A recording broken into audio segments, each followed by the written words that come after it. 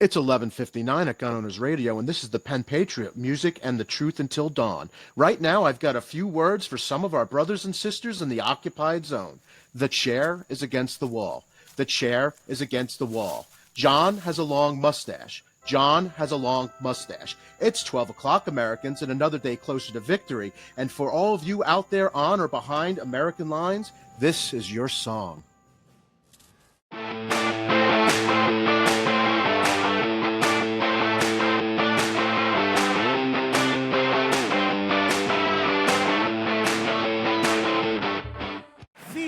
Is why I decided to buy a gun. I was afraid, and I got no problem saying that. I was scared. We didn't know what was gonna happen. It's only for protection. I don't hunt.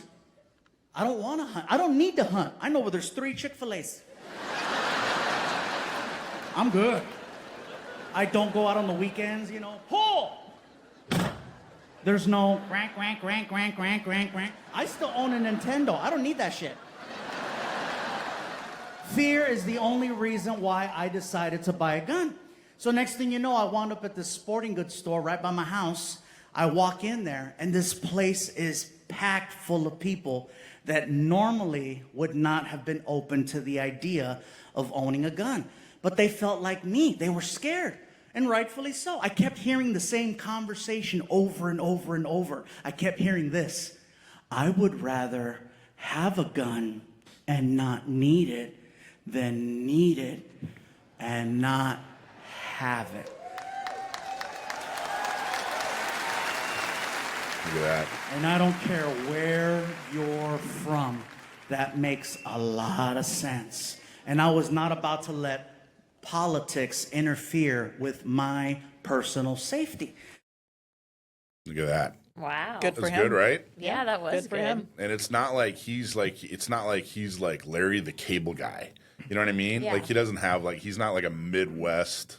No, he's middle like of a the country. normal. Yeah. Yeah. I think he's a California guy. And I think I will say that, especially during COVID and the riots and things like that, that was the sentiment that I heard from so many people. Yeah. So many people. A ton. Good for him. So, welcome to Gun Owners Radio, everybody. Thanks for listening. I think we have a pretty cool show for you. We're going to talk to Wes Cross from Cross Armory, and he's going to answer some questions, mainly for dealers, but I think end users, gun owners, buyers are going to be interested in what he has to say about how to import, barrels and accessories and that sort of thing. He did a very thorough video on that, which is very, very cool. And then we're going to talk. To Sam, the gun guy. Unfortunately, kind of a slow news week, so there isn't a lot to. Yeah, really nothing happening in the 2A space at all. We've honestly had to scrape the bottom of the barrel to come up with these headlines for you guys. Good Lord. So you can all guess what we're going to cover a couple of different ways. Lots of things happening. But before we do that, wanted to point out a couple things. First off, GRPC, I want to keep talking about this. Yeah. Yep. Gun Rights Policy Conference by SAF, Second Amendment Foundation. That's coming up in September. You're going to see details on our GRPC scholarship. If you go to stcgo.org/GRPC, you're going to, I think you can see details now, but you're going to see a lot of details. It's in September. Mark your calendar. We are raising money to send people to GRPC to make them better activists. The more money we send, the more people we can, or more money we raise, the more people we can send. Yes. We're gonna do your airfare and your accommodations, and you're gonna learn how to be an even better activist. It is in Dallas, Texas. Yeah. So what a cool place. Anyway, check that out. You're gonna hear more about it. Dakota, you're doing something cool. What are you doing? Yes, You're I always am doing something cool, but this is something especially cool. Especially cool. On March 1st, out here at Lemon Grove Rod and Gun Club in Alpine, we're going to be hosting a benefit match that benefits 2 women who are in our local community. One of them is Laura Smith. She is fighting cancer right now, and there's a lot of medical expenses that come along with that. And then we have Denise Brown, one of the A Girl and a Gun members and pretty active in the Second Amendment space here in San Diego, who unexpectedly lost her husband. They're in their 40s. They have have a 10-year-old son, and her husband had a heart attack on Christmas Eve. And so they are going to need support, mostly financial, just getting the bills paid while they figure out how to adjust to this new normal. And so we've got Give, Send, Go links for both of them, but we thought, what else can we do to help kind of bring the 2A community together to help support them? And so I'm going to be running basically a charity match. It's going to have 2 separate sides. So there's a USPSA side, which will have a 4-stage course of fire, and then there's a stand and deliver steel challenge side. And that steel side is open for folks of really all levels. It's going to be one-on-one with an RSO as you shoot the stages, and it doesn't need to be shot from a holster. So you can just bring your cased or bagged gun up to the line, you'll unbag it, you'll load it, you'll shoot the course of fire, then you'll rebag it. So it's a little bit more family friendly. If you've got kids who shoot 22s that want to come out and shoot steel, we're happy to have folks of all experience levels. And then we'll have some other things for sale at the event. So we'll have some, raffle items. We've got some really cool prizes already. We're super excited. If you own a, FFL or some, you're involved in the gun industry in some way and you want to donate, we would love to have stuff for the raffle table and the silent auction, but we've already got some really cool stuff that I'm excited about. And then we're going to be selling some experiences too. So there will be lots of opportunities to spend money. All the proceeds are going to go to Denise and Laura. And we're really looking forward to just kind of bringing the community together to support them. So That's awesome. You'll be able to find out more on Practice Score. We're going to post the match here very soon. And we've got some flyers floating around with general information. But afternoon start, March 1st, save the date, Lemon Grove Rod and Gun. Cool. Thanks for stepping up and doing that. Yeah. Those are fantastic people, and I'm so sorry they're going through what they're going through. But thankfully, they have an awesome community behind them and an awesome leader in Dakota. So thanks for doing that. And then you're bringing somebody into town too, right? Do you want to touch on that real quick? Oh, yeah. I'm bringing Chuck Haggard in March. So Chuck Haggard is a fantastic instructor, travels all over the country teaching classes, and he's going to be here for a Friday night low light class on March 13th, if I've got that date right, if that's the Friday night in March. Yes, Friday, March 13th, low light class. All day Saturday class is going to be concealed carry kind of skills and drills. So pepper spray, tourniquet use, shooting, from retention, all sorts of things. And then Sunday is going to be a full retention and disarms class. So you can sign up for just one or for any variety of all 3. And you can learn more about that at gunownersradio.com/Chuck. Yes? Okay, I got it right. gunownersradio.com/Chuck. So did you say he's teaching a low-life class? Because I got that all. Low light. You nailed it. Maybe I should teach that. I should probably teach a low-life class. Yeah, he's dealt with his fair share of low lifes, but no, it's a low light class. That makes more sense. Yeah. That really does make more sense. Thanks for clarifying. Yes, Dakota. no problem. All right, back to me. So Yes, how are things, Mike? hey, let's touch on the governor's race really quick. Let's pull up a poll. I just want to show you. It's just going to take a minute. And then I want to re-explain. I've talked about this a number of times, but I just really want to illustrate what's going on and talk about it one more time because I don't know if people fully agree or see what I'm seeing or fully understand the position here. So let's pull up the graphic. This is the California governor's race. And there are 2 people at the top of the heap. That's Chad Bianco, who we like very much. That's Steve Hilton, who we like. The rest are, I would say, very well-known Democrats. In other words, they have a very real ability to run a campaign, raise money, have volunteers. They're not just names. These are people that could actually win, and most of them actually have held office or are currently holding office. Katie Porter up in Orange County, Eric Swallowwell, he's up in Northern California, he's in Congress, he's a big jerk. All the blues are anti-Second Amendment folks. Now here's the deal. In order for either of the top 2 to win, they both have to make it to the runoff. So in June, we're gonna whittle this down to 2 people. There's an election in June, and the top 2 vote getters are going to move on to November. If any of those blue folks make it into the top 2, they will win. Let me repeat that. If any of those blue folks make it into the top 2, they will win. Well, gee, Mike, how can you say that? We got 2 people at the top of the heap. I mean, Chad's leading the pack. Understood. But if you add up all those numbers, if you add up 18 and 17, that's like 36, right? What is that? 35. 35. That was so close. Very close. Almost. If you add up 14, 11, 8, 6, 5, 2, and 1, it is much higher than that. So what I'm saying is, let's say it's Katie Porter and Chad Bianco. Katie Porter will pick up Eric Swallowells, Tom Stiers, Xavier Becerra, Matt Mahan. She will pick up all those votes. Okay? So, in other words, she's going to definitely get more than 50%. Yeah. If Steve Hilton and Chad Bianco can maintain, I would like to see both those numbers get to about 20%. And they will make it to the top. They will continue to split the vote. The Blues will continue to split the vote, and then the top 2 vote getters will be Chad and Steve. And then I don't care who wins. I mean, I like Chad a lot. He's great. He's wonderful. But golly, Steve Hilton is head and shoulders above everybody on that blue section.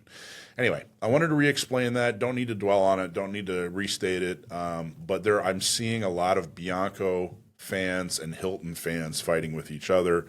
And if you are currently a voter in favor of Bianco, switching over to Hilton doesn't help the cause. If you are currently voting for Hilton, switching over to Bianco doesn't help the cause. The way to win is that both Bianco and Hilton do everything they can to get every Republican to show up in the primary this year and try to get to 20% each so that they both are insured a spot on the ticket in November. This is a very real thing that we could do. So there you go. That's the update on the governor's race. Yeah, and I think one thing to just remember is that so many of our friends who would typically want a pro-2A governor in office have this idea that, like, in California, your vote doesn't matter. This is one governor's race. This is one particular voting instance where it matters so, so much. So talk to your friends, talk to your, coworkers, talk to your family members. This is the one race maybe of at least the last few years where it truly has the potential to end up with. Has it ever happened? What? Ever that 2 Republicans made it? I don't know about 2 Republicans and the governor, but there have definitely been races where either 2 Democrats made it or 2 Republicans made it. Yeah. In fact, Carl DeMaio was running against another Republican for the assembly. I remember that. But for governor, I think it's pretty unusual for 2 Republicans, right? Because we haven't had a Republican It would be governor. highly unusual in California. Yes. But it's so doable. It's possible. Yeah. It's an opportunity to vote. make a change. Yes. Massive. If you vote and get your friends to vote and canvass in your neighborhood, like do all the things. Go to your local Republican Party and say, hey, how can I get more of your registered Republicans to show up to vote? And they'll put you to work. So there you go. So there's the update. Let's get to the show. We're going to, like I said, we got some really cool interviews, really cool discussion items. So without further ado, thanks for watching.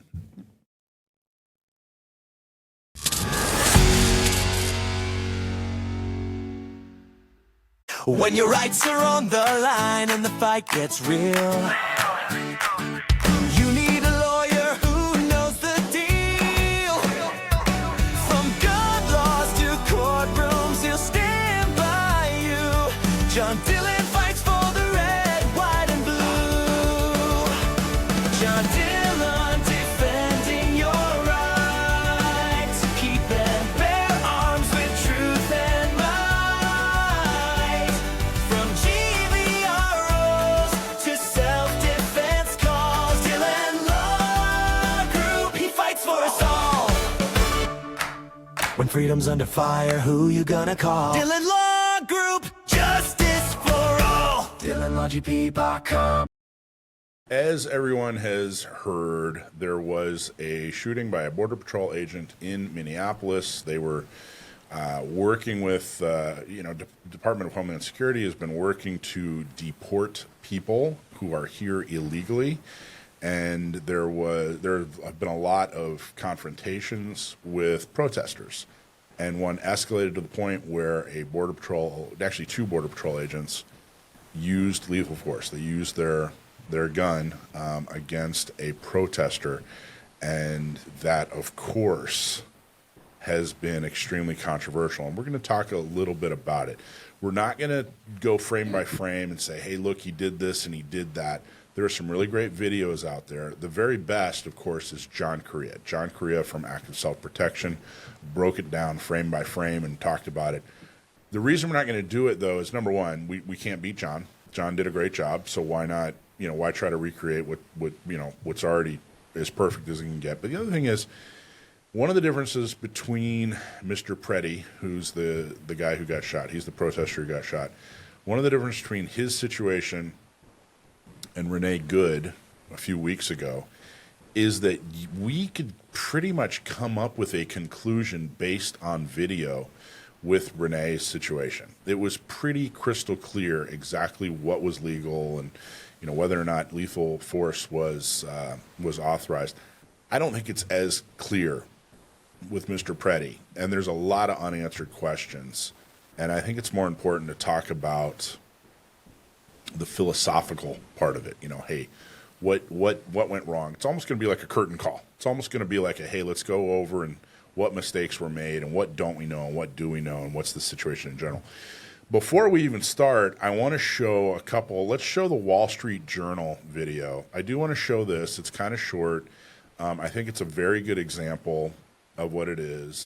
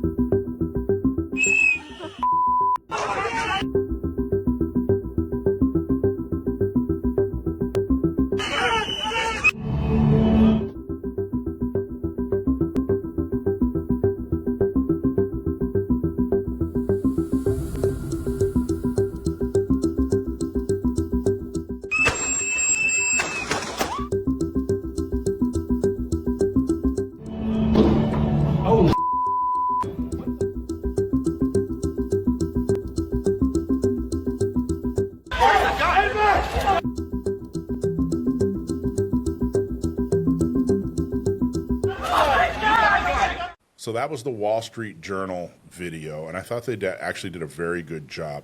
But I do want to show within hours of the incident, within hours, on the same day, NRA, GOA, Gun Owners of America both had statements. I want to show NRA's statement. So pull up NRA's statement.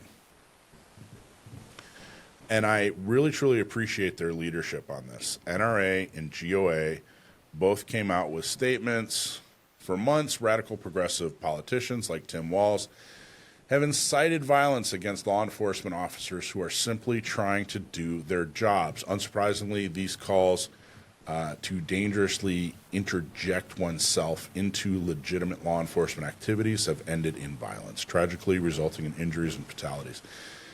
As there is with any officer-involved shooting, there will be a robust and comprehensive investigation that takes place to determine if the use of force was justified.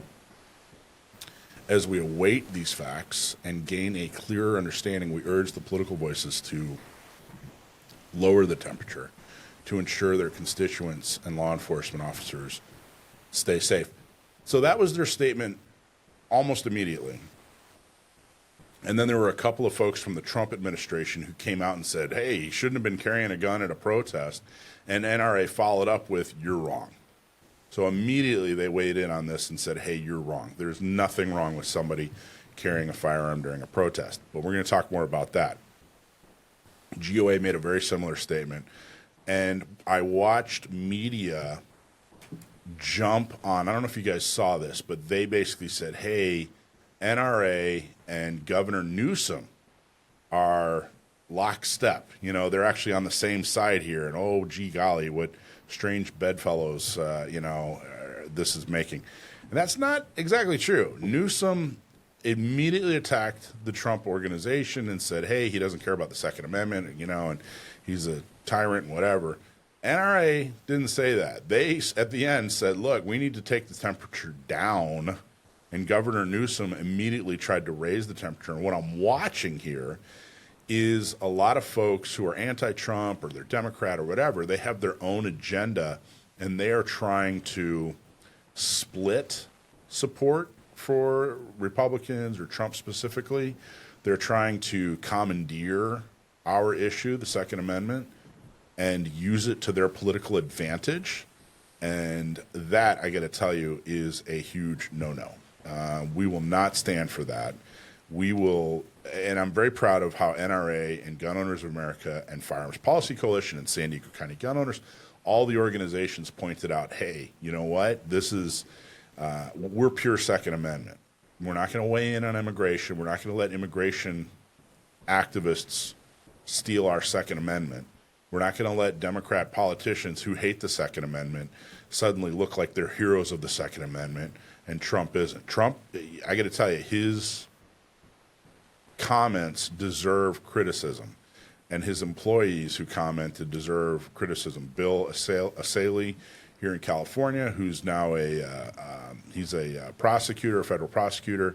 Kristi Noem, who's the Secretary of Homeland Security, and then Kash Patel, who is the head of the FBI right now. All three of them, and then I think a few others, made horrible comments about how dangerous it is to carry a gun and what was he doing there at a protest.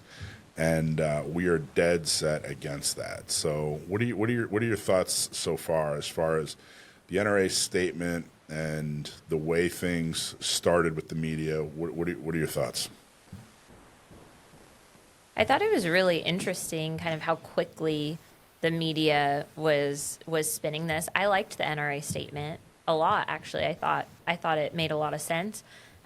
When you have a political party or particular people in power of a political party who are literally encouraging people to commit acts of violence, that is a problem. And I liked that the NRA was willing to call that out directly, because I think a lot of times gun-focused, 2A-focused organizations tend to try to stay a little bit more apolitical, but I thought they did a really good job, and calling out Tim Walz specifically, I thought was actually a nice view. Like, it was nice to see that the NRA was willing to go there, Right. politically. It was refreshing to see that they didn't hide behind a bland statement or Exactly. just kind of, yeah, they called it out. That was important. Sam, what The are your NRA thoughts? tends to be pretty conservative about making public statements, and I don't mean politically conservative. I mean, what with all the controversy the organization faced around 5 years ago, the potential risks with shooting their mouth off, no pun intended, about every single news headline that comes across their feed would be immense. The NRA is a huge organization, and even though they aren't yet what they once were in terms of power and base of support, they certainly opened themselves up to a lot of criticism by making this statement. But I think it was a necessary statement to make. And although I am not an NRA member, because for most of my adult life, the NRA has been going through some difficulties, not in the past couple of years, but how do I want to say this? It's heartening to see. It's heartening to see. I'm proud of the NRA for making a good, neutral, principled statement that stands up for what they're for, what the NRA is for, what they believe in, and making a call to de-escalate instead of potentially stoking more political violence. I agree with that. Now let's talk about a couple of points here, because immediately, by the way, the other side was saying, "Oh, well, how come the NRA is quiet?" They aren't. They came out within hours. GOA came out within hours. The major gun organizations, came out within hours. Yeah. I don't know if they might be talking about like their Republican uncle on Facebook who had a knee-jerk reaction, but that guy doesn't speak for the gun community. The people who speak for the gun community were crystal clear on their support of the Second Amendment and their condemnation of some of the quotes coming from the Trump organization, which I think is great. Okay, let's talk about protesting. It's been really interesting watching people use the word protesting, and they use it as an umbrella term, which I get, but it's not. But I think we need to dig down deeper in this situation and what's going on in Minneapolis, which, by the way, it's only going on in Minneapolis. ICE and Border Patrol are active in many, many other states, but for whatever reason, Minneapolis has this organized effort to disrupt, their operations. So, is what they were doing protesting? No. Well, I think it was protesting, but was it protected by the First Amendment? I say absolutely not. You can protest legally, you can protest illegally, and they were protesting illegally. If you want to use your voice and you want to use the media and you want to redress grievances and you want to peacefully assemble, that is absolutely protected by First Amendment, and I think that's an important point to make. But unfortunately, Mr. Preddy made at least two very important mistakes. One is he was obstructing, and two is, without argument, pretty objectively, he assaulted a Border Patrol agent. And a lot of people think when they hear that word assault, it means that he threw a punch. All you got to do is touch a law enforcement officer when they're trying to conduct business. Whether or not that law enforcement officer is right or wrong, you touch that law enforcement officer after you were, by the way, obstructing, you've got yourself into deep, deep trouble. And I think that breaking that down, okay, let's put it under the umbrella of protesting, but let's also call it like we see it. And the reality is they were doing illegal activities. Can I throw out there for consideration some Yes. terms? All right, protesting versus antagonizing. Yep. Protesting is generally understood as the open expression of dissent or objection aimed at persuading the public or officials to change policy or situations. In comparison, antagonizing often involves tactics designed to harass, threaten, or physically obstruct, which can turn a protest into an unlawful, counterproductive, or unsafe situation.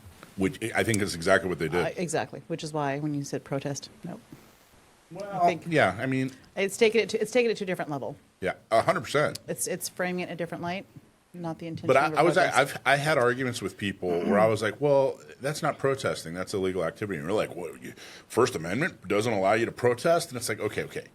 Rather than get bogged down, okay, fine, I'll concede that protesting, that term can be used broadly, but we also need to focus in on what activities were they doing? And I think that falls back on what the Trump folks were talking about when they were saying, hey, he shouldn't have had a gun. Well, he shouldn't have had a gun at a protest, or that he shouldn't have had a gun when he was going to go out and obstruct an assault. I think it's an important distinction to make. Yeah, and back to the assault Well, I think point that for- gets to. Go ahead. Go ahead, Sam. No, you go first. I'll be more verbose. All right. When we're talking about assault, you mentioned like even touching, and I think a lot of people listening could be like, well, how is touching somebody an assault? Well, if you look up the actual penal code, I know California has very specific language that protects lifeguards. I mean, anyone that is in kind of a law enforcement or even kind of civil service role. And specifically in there, it says any application of force. And there have been cases where a law enforcement officer is literally just touched on the arm, on the shoulder, and that results in an assault charge. Whether or not you agree with that Doesn't is matter. a different thing. That is what the penal code says. So if you're upset about the fact that a slight touch or a push or something like that could be considered assault on an officer, then that's an issue that you have with the way that the law is currently written. It can even be it can't be accidental touching. There's something in there that talks about being willful, but it can be like the most slight of touches. If you touch a law enforcement officer, there's a part that says in a rude or angry way, even if the force doesn't result in an injury, that is assault on an officer. So, when you read the penal code, I'm kind of like, oh, that seems a little overreaching. I feel like you should probably, have slightly higher standards for what assault is, but that's not part of the discussion here, because currently the law says that was assault. Yeah, exactly right. And he stepped in between. This Border Patrol agent was far too rough on this lady that he pushed down, and then he sprayed them all down with I believe that there's absolutely a case to be made that should be made that he escalated and went way too far. Yes. And he, by the way, my understanding is, last reported, is that he's been put on administrative leave, and there's obviously going to be some kind of investigation on that. But Mr. Preddy stepping in between a law enforcement officer, whether or not he was doing something right, wrong, immoral, legal, whatever, opened himself up and made himself very vulnerable in the law, because he began obstructing an active law enforcement investigation, or whatever you want to call that, interaction with that woman. And then he also assaulted an officer, even if you look at it and think that doesn't really look like assault. Sam, what do you got? I think that all gets to the first of two important lessons for the rest of us here, as people who carry concealed firearms on a daily basis outside our own homes. Just because we have the legal permission to do something does not necessarily make it a good idea, but perhaps even more importantly, the flip side of that is that just because something is illegal to do to us does not mean that it can't happen. In my opinion, the shooting of Alex Preddy was absolutely unjustified. He was being held down by multiple officers and sprayed in the face with pepper spray. He posed no imminent harm whatsoever to the person who shot him 10 times in the back. But as the moment each of us leaves our house, and in fact, even within our own homes, we have to remain cognizant that police officers, law enforcement officers are people, and they can make mistakes, and they can abuse their authority and do all sorts of horrible, illegal stuff. That just means we have to be more careful, especially around cops, because that badge does give them the sort of the permission to do some things in the moment that, how do I want to say this? Things that are obviously illegal, but they can still get away with them in the moment. I'm not saying that's all law enforcement officers. I'm not saying that's most of them, but I am saying you do have to be very careful around them, especially when you're carrying. It definitely happened in this situation. I mean, it definitely was caught on video.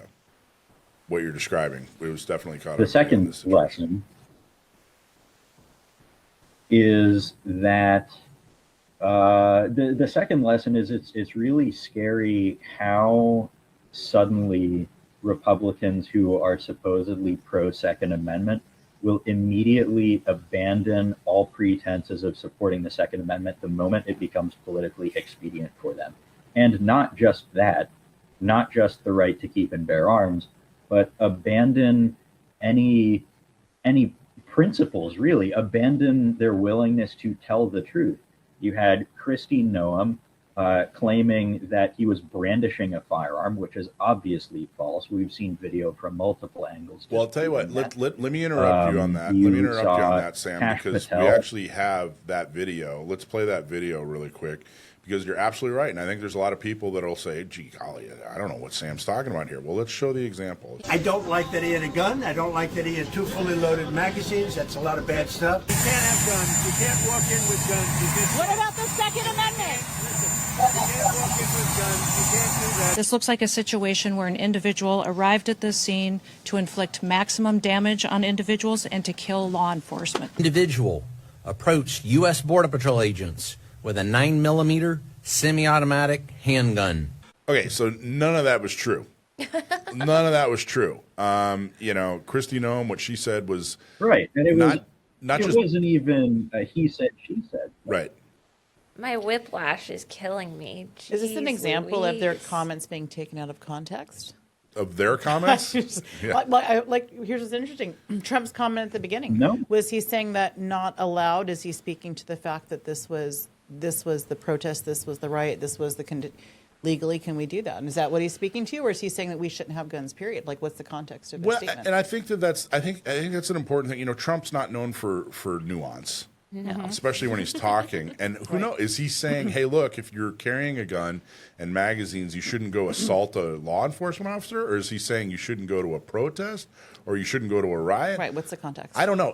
But the thing is, it's not our job to interpret what he's trying to say. He is president. It is his job to be crystal clear, especially when it's on an important subject like the Second Amendment.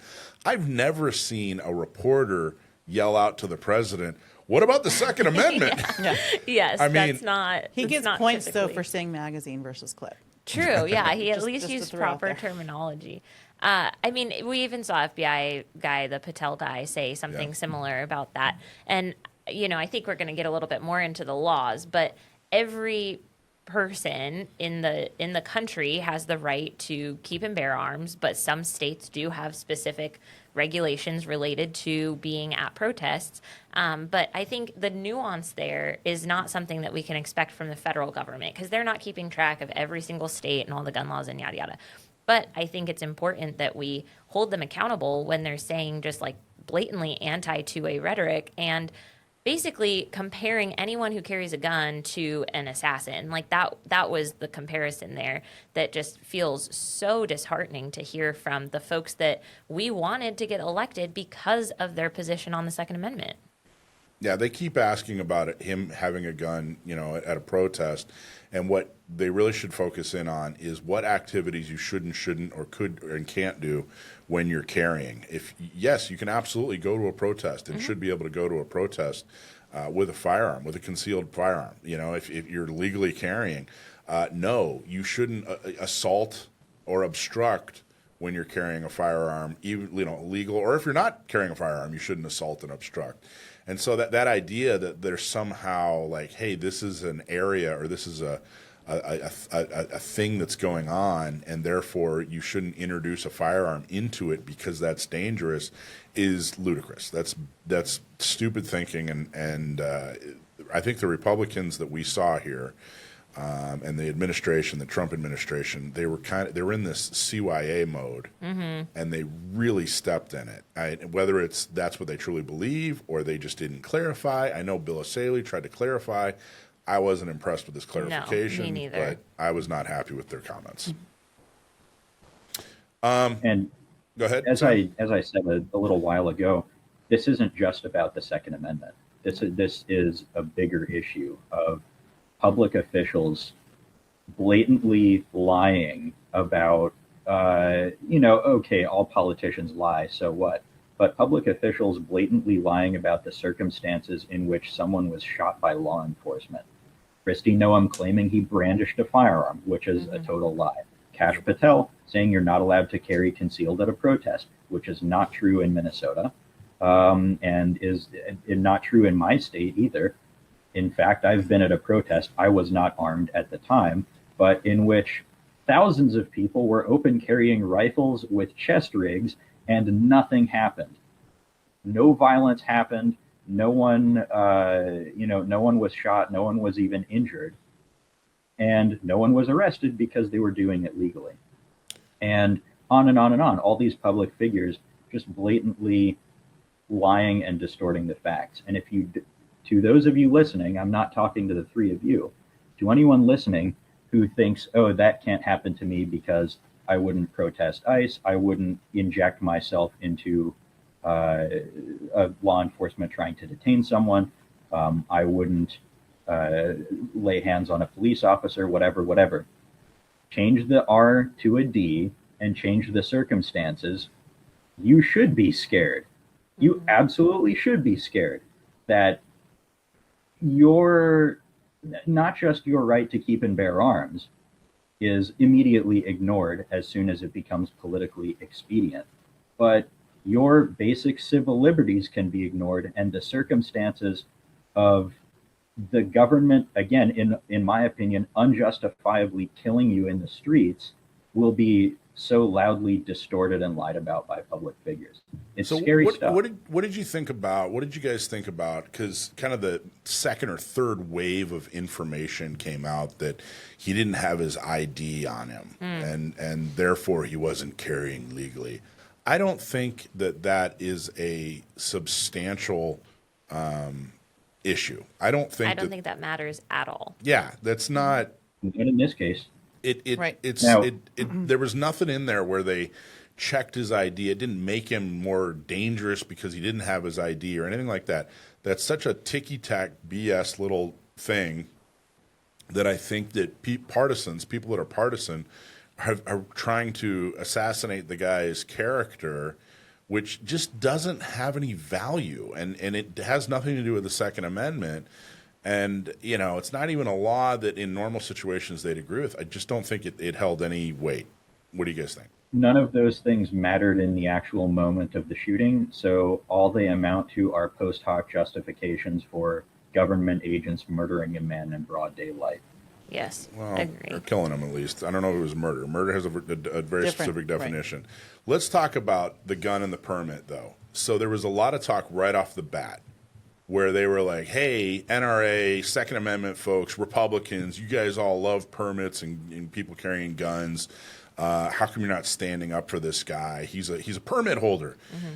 Well, there's a couple things there. Just because you're carrying and are a permit holder, that doesn't make you immune to breaking laws. It doesn't mean if you're breaking laws or doing something irresponsible that we're automatically just going to side with you no matter what, number one. Number two, the fact that he was carrying and the fact that he was a permit holder isn't why this whole thing escalated. The law enforcement didn't approach him because they saw him as, carrying a firearm. Law enforcement didn't approach him because they knew he was a permit holder. So it didn't have any factor on the interaction. I think that Second Amendment people would have jumped in sooner or in a different way, in a more defensive way, had he been identified as someone who's carrying concealed, and therefore law enforcement confronted him. But that's not what happened at all. Yeah, the gun was irrelevant. The fact that he had a firearm on him was irrelevant. The fact that he did not have a form of ID was irrelevant. For all the folks on, typically on the 2A side of this argument who are using that as a way to say, well, clearly he had bad intentions. Have you ever concealed carried your gun or driven a car and forgotten your wallet at home, or left it at a restaurant and had to go back and get it? You have probably done the same exact thing that he did in this case. You probably have carried a gun without your permit on you. You have probably driven a vehicle without your driver's license on you. There are so many other, explanations for why somebody might not have ID than, oh, he was there to kill people. I don't see that in any of the video evidence. Do I see a guy who, is passionate about what he's doing, maybe has a little bit of, anger? We saw, there's some property damage that came to light later. Yes. Do I think that he was cool-headed and all of that? No, right? There were other things happening here, but I don't think any of that is relevant to what happened that resulted in his death. Yeah, there's a lot. You're right. There's a lot to criticize this guy on, but from the "I will not comply" crowd to say, well, he didn't have his ID, so Right, technically, exactly. that was so intellectually dishonest. The same people who are saying carry everywhere, the government doesn't tell me what to do, are the ones saying that he shouldn't have had a gun with him at a protest. What side are you guys on? Or are saying, well, technically, You know since he didn't have exactly his why ID. they're doing that, though, right? Tell us why. What are your thoughts? You know exactly why they're doing that. There is a certain subset of people, and this is really uncomfortable to think about. There is a certain subset of people who are fundamentally unprincipled when it comes to politics, and their viewpoint is when bad things happen to people they don't like, that's good, regardless of any other factors. Yeah. And then they can't seem to wrap their heads around why, when their enemies get into power, they start going after them. I agree. I'm not. It's important to stand up for principles because someday you need those to protect you too. You can say a lot of things about me, but being philosophically consistent, I get criticized for it a lot. which is kind of ridiculous. We're Second Amendment. We're calling balls and strikes. I'm not loyal to a party. I'm certainly not loyal to a politician. I'm loyal to concepts and principles, and I think that all Second Amendment advocates should be exactly that. Alicia, were you about to say something? I was just looking up Minnesota law, and I agree, as you all have stated, that the fact of the lack of the ID, the lack of the permit on his person is irrelevant to the circumstances that occurred that day. But I just thought it was kind of an interesting thing. I know what the laws are here in California, so I was like, let me look it up in Minnesota just because I'm curious. Yep. What do you got? Lay it on And us. so we have their penal code. There is 64.714, carrying of weapons without permit and penalties. So they actually have a subdivision 1B. It says the holder of a permit to carry must have the permit card and a driver's license, state identification card, or other government-issued ID, photo ID, in immediate possession at all times when carrying a pistol, and must display the permit card and ID upon lawful demand. And then it gives a subdivision. A violation of this paragraph is a petty misdemeanor. The fine for the first offense must not exceed $25. $25. And then it does go on, and I thought this part was interesting. It says, upon request of a peace officer, a permit holder must write a sample signature in the officer's presence to aid in verifying the person's identity.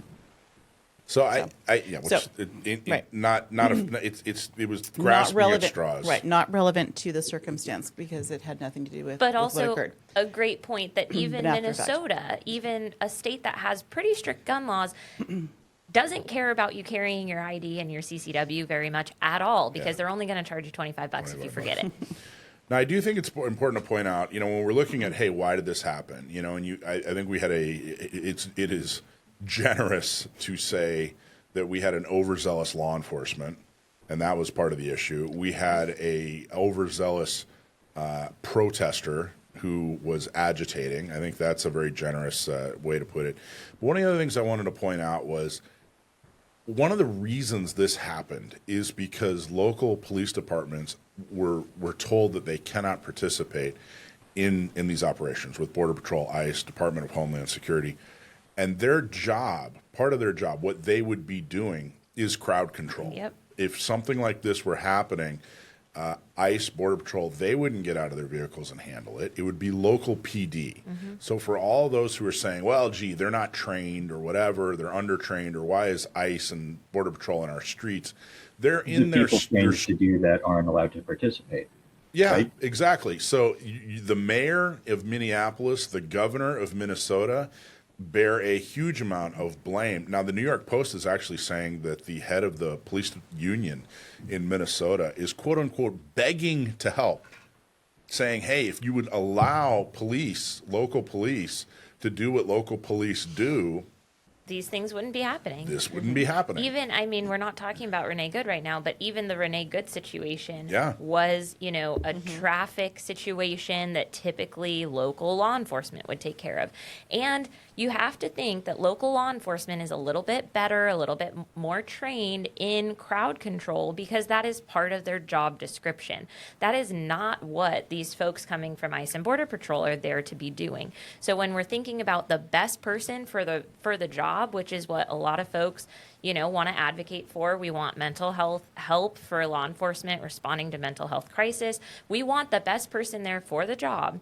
Why wouldn't we want local PD, who has a lot of training in crowd control and traffic and all of that stuff, handling those issues and leave the, actual immigration enforcement piece to the folks who are trained to do that? I think the answer to that was the call up by the NRA. It has to do with the leadership. Yes. Yeah. 100%. Leadership. And I'll say I'm not super happy with leadership on the DHS side either. We heard that guy, was it Border Patrol? Yeah. He's been in the news a fair amount. We heard him say some anti-2A stuff. We also know that the Minnesota Bureau of Criminal Apprehension, I think is their title, they were kept off of the scene by DHS, which is unheard of. Usually the BCA would be on scene for any law enforcement involved shooting, but they even said we've done federal cases. We usually work with the FBI whenever a federal law enforcement officer is involved in a shooting. They had a signed warrant from a judge saying that they could access the the scene of the crime, or whatever you want to call it, scene of the incident, and DHS agents kept them away, didn't let them come in, and then it got overrun by a crowd, and so the evidence was pretty much gone by the time they were able to access it.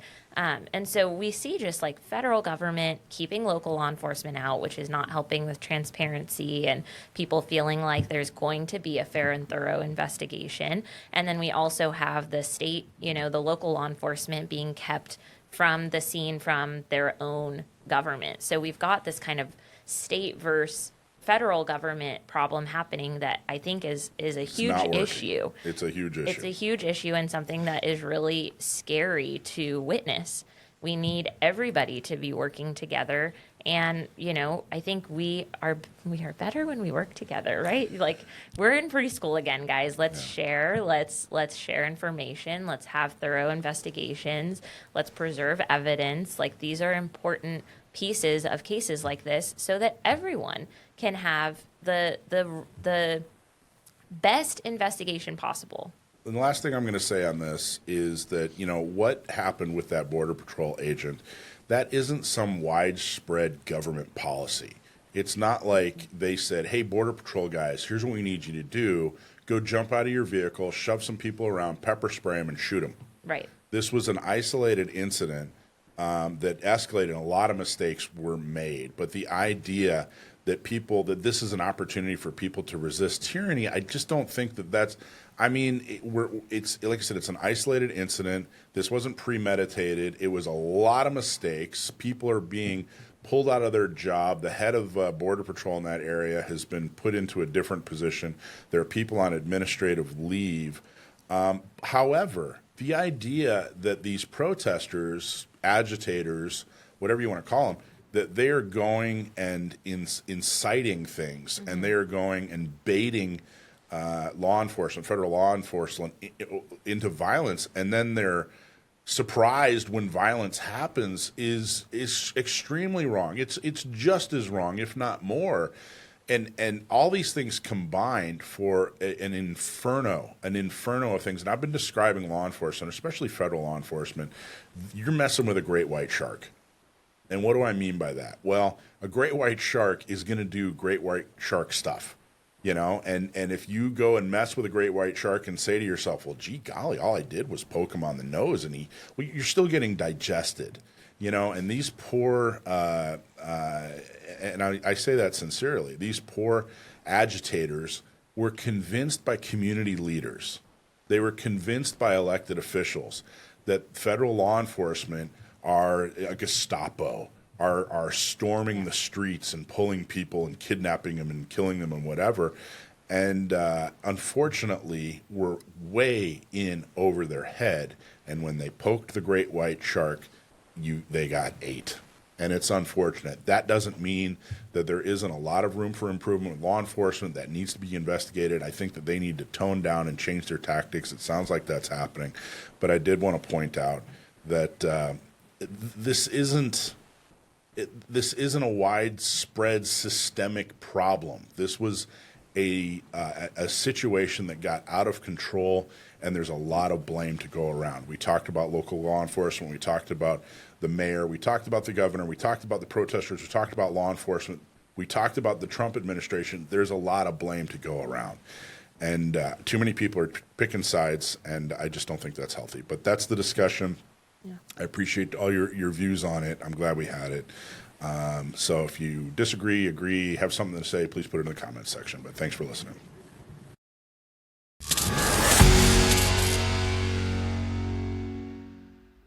I've got some classes you are not going to want to miss out on. We are bringing Chuck Haggard from Agile Training and Consulting out to San Diego in March.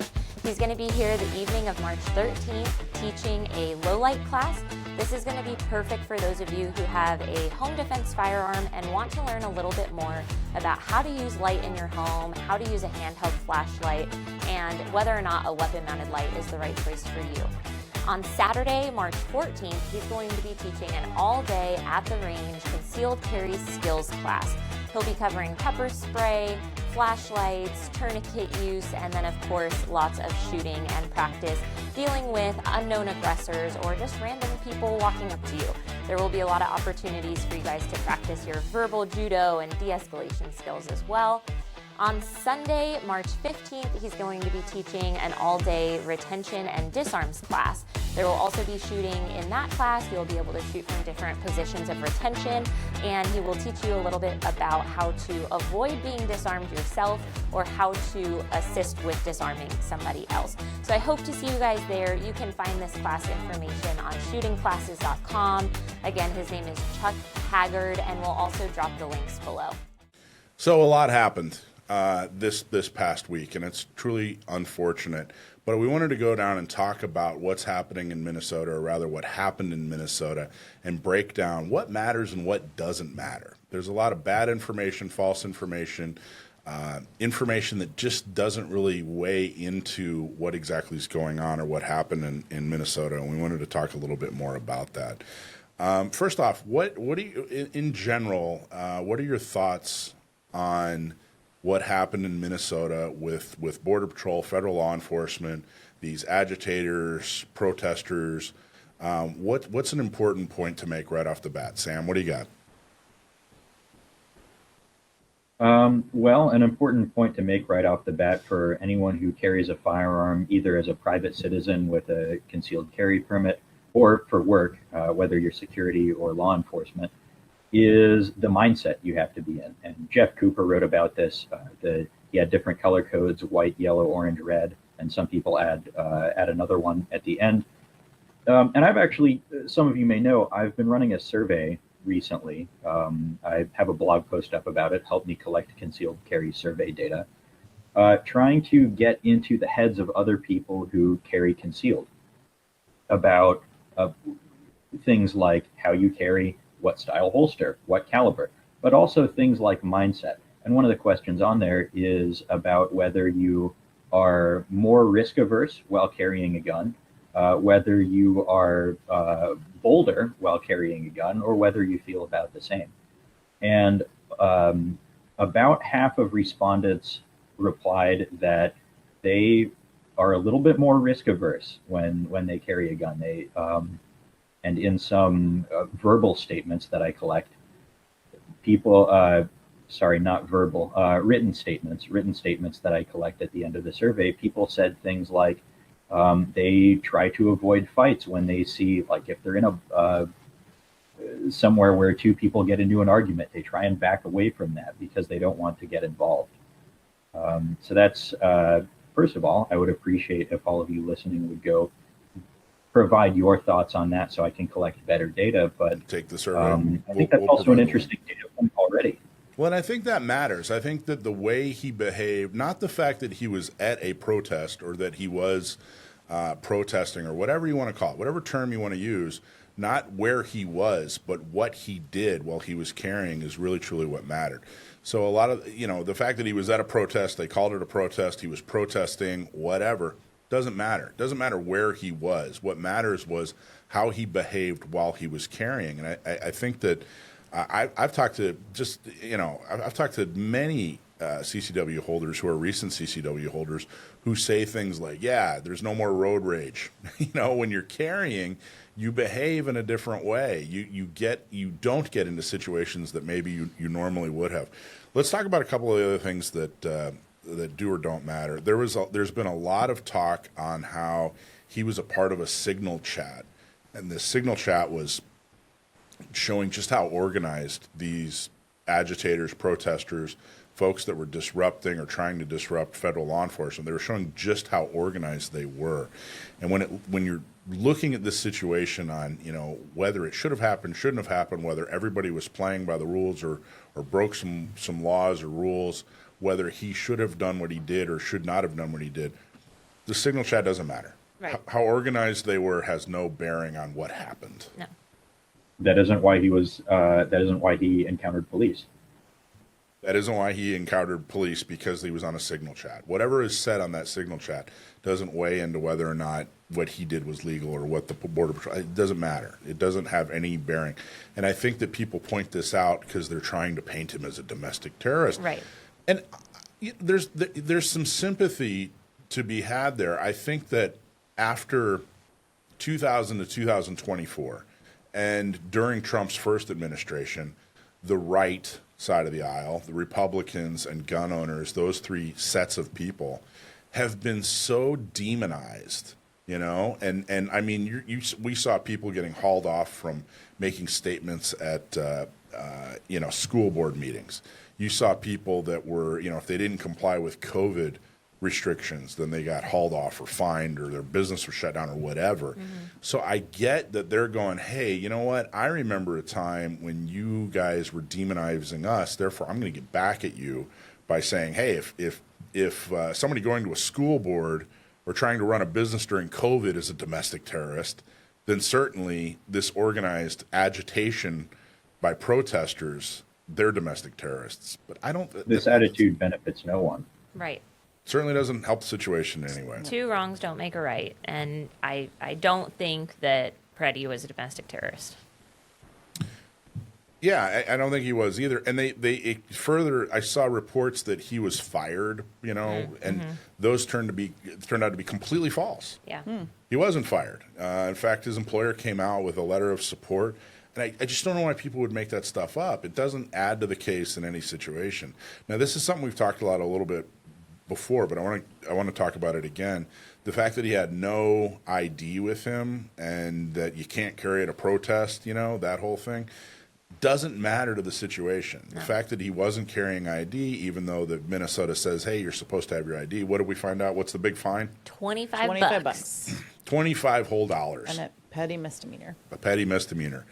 But there seems to be kind of in the second and third wave of information that was coming out, they were grasping at anything they could in order to make this guy seem like he was some nefarious whatever.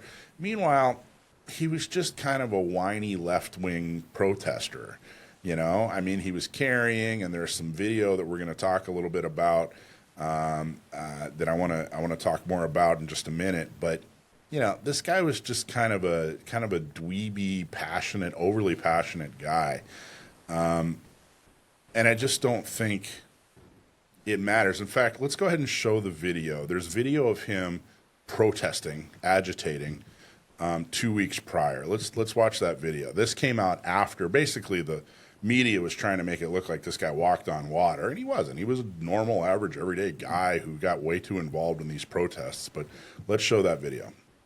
This is a moment the news movement filmed on January 13th in Minneapolis, showing a man who appears to be Alex Preddy interacting with federal immigration agents 11 days before Border Patrol shot and killed him.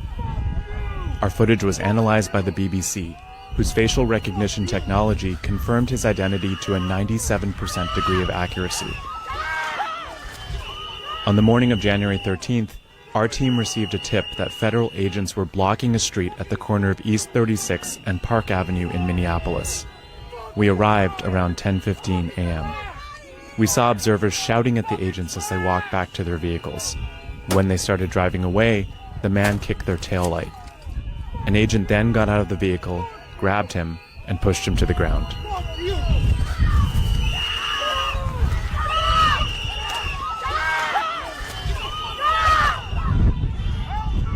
During the altercation, agents fired tear gas and pepper balls into the crowd.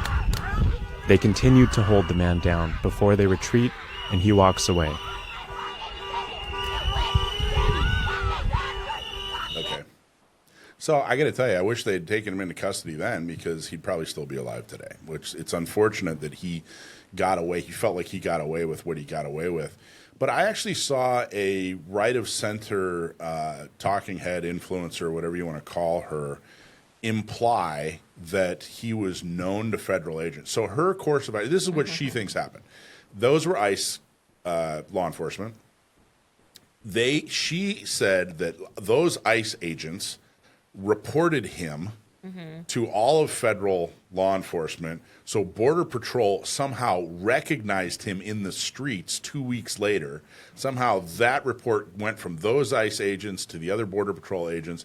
They positively identified him and saw that, hey, this guy was a threat, that this guy somehow was was a known problem, so therefore a threat, and that's why they had to handle him the way they handled him. That's so ridiculous. That's such a fairy tale. We can't even get people with like active big deal warrants to be shown in the system properly. Like they're not. There's no way that they were like, oh, this dude kicked out a taillight a couple weeks ago. So when you see that, That reminds me Go of ahead, Sam. that part in The Big Lebowski where, and I hate to make light of such a tragic real life situation, but it reminds me of that scene in The Big Lebowski where Jeff Bridges' character, after his absolute junker car was stolen and turned up in a police stolen car lot, he asks if there are any leads, and the officer bursts out laughing and says, "Oh yeah, we're working in shifts."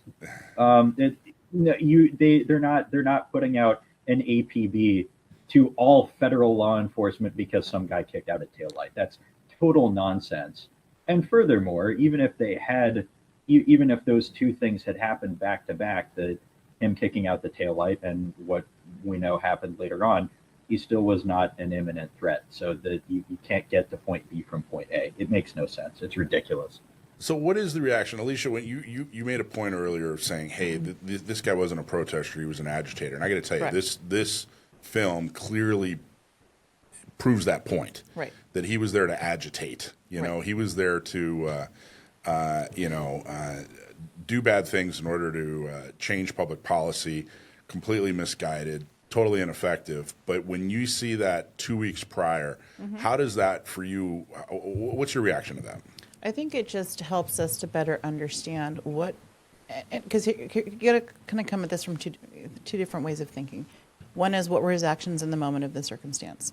That is what it is, and that's all that the agents knew at the time, right? They didn't know his history, as you said. They didn't know, so they, you have to make decisions in the moment, and you decide. But in hindsight, right? Armchair quarterbacking, looking back at the end, what it is looking at his demeanor, looking at his history, looking at his intent and past circumstances can help us to, after the fact, make some, we can make some, whether it be excuses, whether it be explanations, whether it be justifications, we can make some after the fact calls of, well, hey, this was justified versus not. Not that that's right or wrong, because we have to decide in the moment, actions in the moment. But I think what it is looking at his actions can make us maybe feel better or feel worse or feel differently. But what's hard is you gotta take the circumstances for what it was in the moment. Does it have any impact, seeing that video for you guys, does it have any impact on what happened with the Border Patrol agent and how Border Patrol interacted with him and how he eventually died? Does it have any impact in any way? Absolutely not. Do you think even in a courtroom it's going to be introduced at all for any particular reason? No. I think it'll be attempted. I don't know that it'll be successable. Because I think the only reason it would be introduced is to it depends which way the legal action is going. But by the government to try to discredit. Yeah, to speak to character or pattern of behavior, but I don't think it would be very strong. It might sway a jury because the average person is dumb, but it's totally irrelevant from a legal standpoint. Yeah, I think it's hard to keep emotions out of it, right? The facts are the facts. The facts are what happened in that moment. I think introducing his history, introducing those things would bias the emotion, which is not the intention of a trial. If three different angles from three different videos didn't exist, then maybe it would be, they'd make a case of, hey, this guy was looking to harm Border Patrol, and here's the proof of his lack of character, his violent intentions, or whatever. But we have three different angles. Right. We can pretty much see exactly what happened. There's still some holes in exactly what's going on. So I wanted to bring up something that it's probably going to be real controversial, and that's cool. There's a lot of questions like, hey, what's going on with these guys? This is clearly a left-wing issue. So the folks out there are, for the most part, Democrats. Doesn't mean they're all Democrats. Doesn't mean I hate it when we have to qualify. I'm not talking about everybody. Doesn't mean everybody. I'm going to make some blanket statements here. You're going to have to just deal with it. But it's fairly a left-wing issue right now. Left-wing people are protesting. Left-wing people are the ones out there agitating in the streets. And people are wondering, what is going on? How do you convince these folks, to be pro Second Amendment, or to be, why are they so passionate about this? Why are they so, prone to be agitators? And I got to tell you, the right side of the spectrum, the right side of the political spectrum has its issues too, has its stereotypes, has its subculture as well. But I want to show something from a real popular movie. There is a left-wing personality. There is a left-wing subculture, maybe isn't the right word, but there is a left-wing stereotype that isn't new. It's been around for a while, and I want to show you an example from Forrest Gump. I don't know if you guys remember this scene in the movie Forrest Gump I'm about to play, but basically Forrest goes and he's looking for Jenny, who is one of the worst movie villains ever to exist. And he follows her he's in Washington, D.C., she's in Washington, D.C., she's shacked up with a left-wing protester who I think that the personality traits and the way they got there is very similar to, this Preddy guy and some of the folks that he's fallen in with. So let's watch that. Who's a baby killer?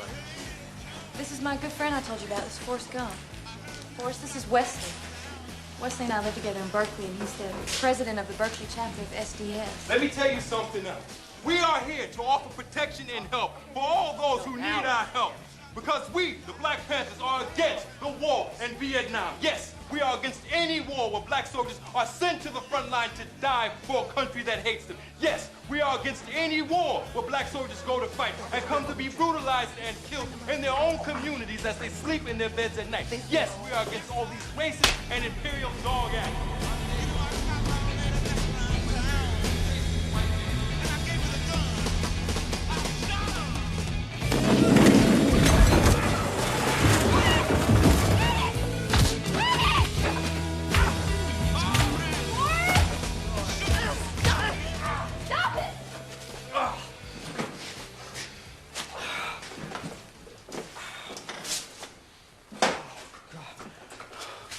I shouldn't have brought you here. I should have known it was just going to be some bullshit hassle. All right. So what am I trying to say here? So there's this subset of folks on the left who, for whatever reason, don't know how to productively channel their frustration and kind of thrive on this frustration, political frustration, whatever. Maybe, there's a lot of speculation. We few weeks ago had a guy on who was talking about how there's this issue with males these days, how they're not able to develop as males. You've heard toxic masculinity, which has been conflated with masculinity. Basically, when they talk about toxic masculinity, they're talking about a type of masculinity, but now it's just turned into any masculinity is toxic.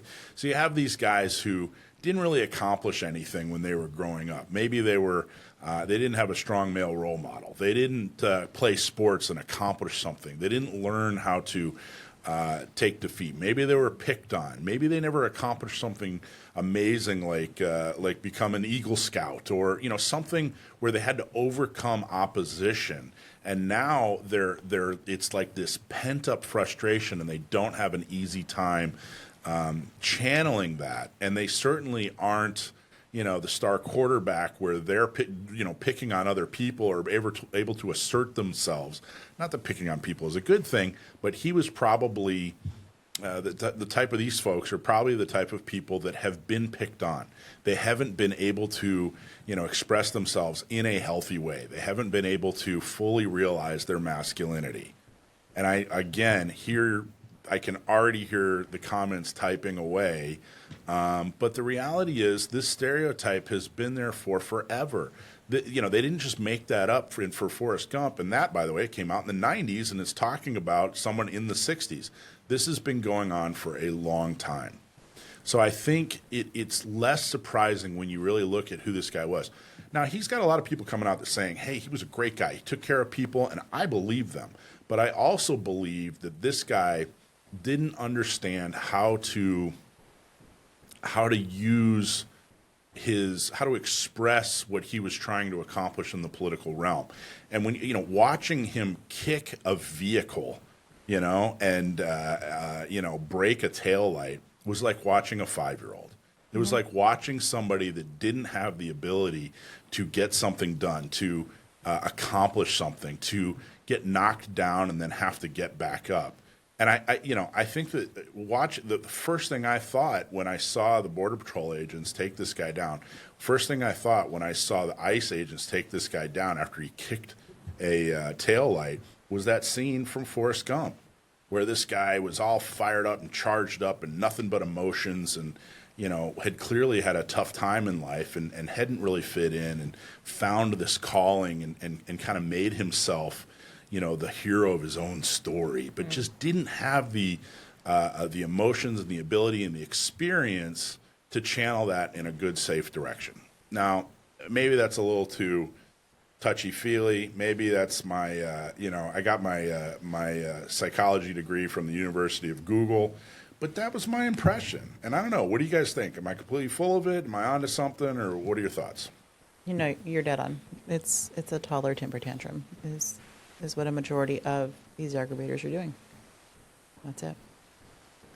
Yeah, I mean, I get the point. I like the point you're making. I think, just to be clear, these are two different things. None of us are saying that any of that makes it okay what happened to him. And, right, like, I just want to clearly delineate this is a separate kind of philosophical conversation about how to be an effective protester, how to get change to happen, which is not kicking out taillights. But it in no way means that we think that him having a temper tantrum resulted in a justified shooting. I just want to let me split that though a little bit. I'm certainly not saying he deserved what he got. Right. But I am saying that the way he developed and the way he didn't develop in life is how he ended up in a situation where he was way in over his head. Yes. And that's why he reacted and acted the way he acted. No way did he deserve to die in the streets because an overzealous law enforcement officer, 2 of them, made a horrendous and horrific decision. Not saying that. But if you're wondering, well, what the hell was this guy even doing out there? I wouldn't go out there. Right. I wouldn't be out there protesting. If you're wondering that, that's because you're not like him in this way. And unfortunately, I think that's getting worse. I think the people that we saw portrayed in Forrest Gump, that type of person is increasing. Yeah. It's not decreasing. We're not getting better at making, those types of people, act a different way. It's getting worse. What do you think, Sam? I'm not prepared to make any definitive statement about Alex Preddy's character because I didn't know the guy, and frankly, I don't have enough information about him as a person to be able to do that. I just call it as I see it. But what I can say is that even if you are convinced in your heart of hearts that you are fighting for a just and righteous cause, and that you are on the side of good, kicking a taillight of a car full of armed agents is neither an effective form of protest nor a particularly safe thing to do, in my opinion. Right. I think you're right. And I think 2 things can absolutely be true. I think that I can be extremely frustrated with the agitators / protesters, and I think I can be extremely critical of the way the government employees acted. You don't have to be one or the other. Right. I don't see any advantage or I don't think it means you're someone of character because you side with one or the other, because you're all in for ICE, Border Patrol, or you're all in for Mr. Petty. I think you can look at this and go, hey, there's a lot of things wrong with both. I think both, the Border Patrol agents who pulled the trigger, I'm sure they're wonderful people too, but my God, did they make a bad decision, I'm sure they have families, loved ones, and people that would reach out and say, hey, this is a wonderful person as well. But my God, did they make a mistake in this? And you know, if you watch John Correa from ASP, if you watch his breakdown, he agrees, and he's the expert that they made an enormous decision. But you know, everything doesn't have to be left versus right. Everything doesn't have to be this is all right and that's all wrong. There were a lot of bad decisions made in this situation. Any other thoughts on that? I realize that's I hear what you're saying, Sam. Like, you know, I didn't know the guy either, you know, but man, that's what I saw when I was that's what was rattling around in my head. Yeah. All right. One last thing on this. So I want to talk about a couple of things. There are, when you are talking to, because there was, you know, these guys are out there in the streets protesting, wrong, bad, and then you had politicians that we normally would, back. Like we've described the Trump administration as the most pro-Second Amendment presidential administration like ever, you know, and I think that is probably true, but it also says that the bar was pretty low when it comes to presidential administrations. So if you don't want to go out into the streets and fight with great white sharks, you know, and you think that that's a bad idea, which it is, we've never encouraged people to go protest and rally and march and agitate and whatever. Well, not protest. We're fine with protesting. If you want to go protest, peacefully protest, that's fine. No one's saying that that's bad or wrong. We're talking about, getting, probably not effective. There are some cases where peaceful protests can make policy change, but not often. When we're thinking about what you're talking about specifically, it's the agitation, it's the property damage, it's the getting involved hands on hands with law enforcement, the things that aren't smart here. The things that aren't protected by the First Amendment. Yes. Agitating and obstructing and assault are not protected by the First Amendment. You can film, you can yell if you want to, you can, that stuff is all your constitutional right, and we're not saying that that's bad or wrong if that's how you decide to do it. So there's two things I want to talk about that are effective. They both have to do with politicians. When you're looking at the Trump administration, when you're looking at some of the other folks who've made comments about this situation, you're going, what the hell are they even talking about? You know, this isn't why I voted for them. You know, they're saying these anti-Second Amendment things or whatever. You know, you don't want to throw the baby out with the bathwater. You know, you also don't want to be so negative towards a politician that it's unrecoverable in most situations. So I tell people two things. One is when you're dealing with politicians, whether it's the dog catcher, city council member, Congress, president of the United States, it's all about carrot and stick. And what does that mean? Well, when they do something right or say something right, praise it. Don't praise them, praise it. Look at this statement. It's a great statement. Everyone should read this statement. Watch him make this statement. What a great statement. Fantastic statement. Okay? Stick. Hey, what this guy said is completely and totally wrong. I disagree with it. They're not right in any way. It's not that they're a bad person or screw them or I'm never voting for them again. If you tell a politician, I'm never voting for you again, why would they ever listen to you about anything ever? Why would they change their vote? Why would they try to accommodate you?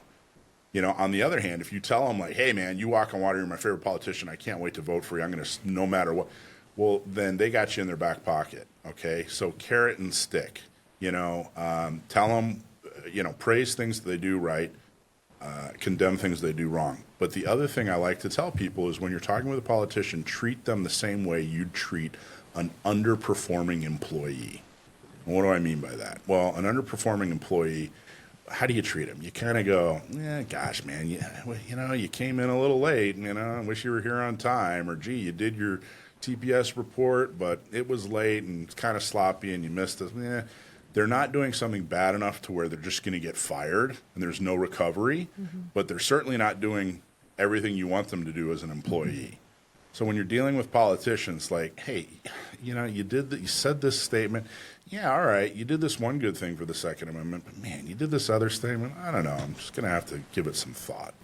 And I think those two things have served me well, the carrot and the stick idea, and treat every, politician, elected official, candidate like you would an underperforming employee. So I wanted to put those out there as something productive to do. Any thoughts? All right. Any parting thoughts on the whole situation, Minnesota in general, or shall we wrap it up? I think we The can wrap only it. thought that I have is I found it interesting, Sam, that you didn't want to kind of give an opinion. I will say, I'll be the opposite side of Sam's token. I have an opinion on Preddy. Go for it. Lay it out there. As stated, just the poor decision making skills, the tantrum. That's it. Yeah. I'm just gonna label it tantrum. Way in over his head. That's it. Yeah. Throwing a tantrum with your buddies at the Democratic monthly meeting is one thing, Right. but doing it out in the streets with That's it. federal law enforcement, Yeah. you're way in over your head. Yeah. Any parting thoughts, Dakota? No, I think both can be true. I think you can be way in over your head, and I think he should also still be alive. He definitely should still be alive. And I think that it's only right and moral and ethical for us on both sides of this argument to be critical of law enforcement overreach and bad tactics and poor choices and hold those people accountable, just like we want to, hold agitators accountable when they do property damage or when they are assaulting an officer and things like that. Like, we have to be logically consistent. We have to be convicted in our beliefs on both sides, even if it doesn't necessarily align with how we feel or our typical, views on a certain topic. So, I don't know. Use your logic, guys. Use your brains. Perfectly put. Sam, any parting words? No, I think that all just about covers it. I think it does too. Thank you, everybody, for watching. Check out the links that we have in the description of this. Like and subscribe and share with your friends. And please, be philosophically consistent on this. Back the Second Amendment. Don't be loyal to party or person. Stick to your principles and stick to concepts. But thanks for watching.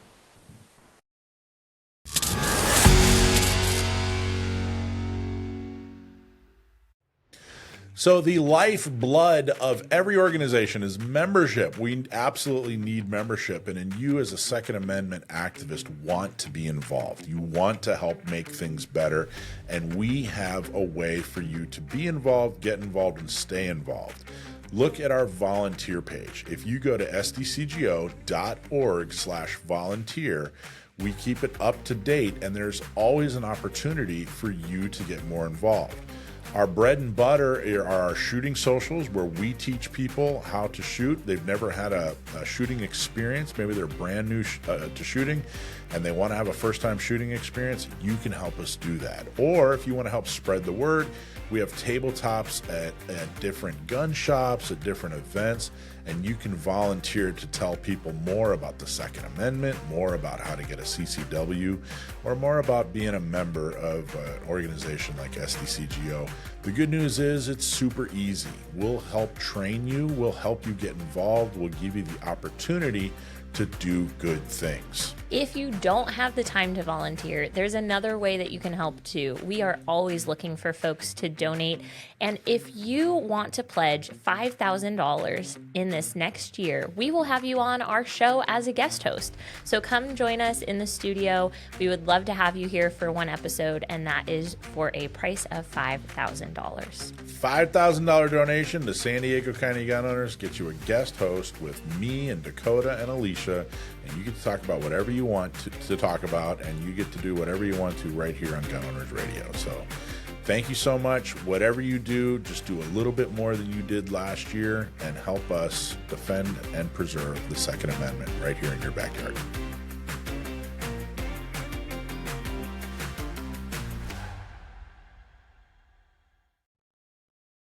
The San Diego County Gun Owners Pact calls the shooting of Alex Preddy tragic and deeply troubling. The executive director of that organization tells NBC7's Todd Strain that he is calling for full transparency and due process moving forward. Both sides, Mr. Preddy and whoever the Border Patrol agent who was involved in this shooting, deserve a thorough and good investigation. Michael Schwartz, executive director of the San Diego County Gun Owners Pact, says gun owners are loyal to principles, not party, and says it's important to not turn Alex Preddy's death into political narrative.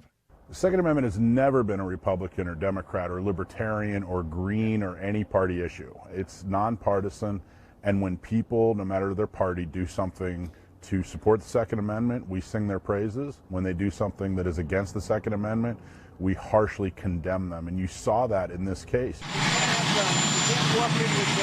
Today, when asked about what's happened in Minnesota, President Trump said, "You can't have guns. You can't walk in with guns." Schwartz disagrees with what the Trump administration has said recently with regards to those legally carrying a firearm.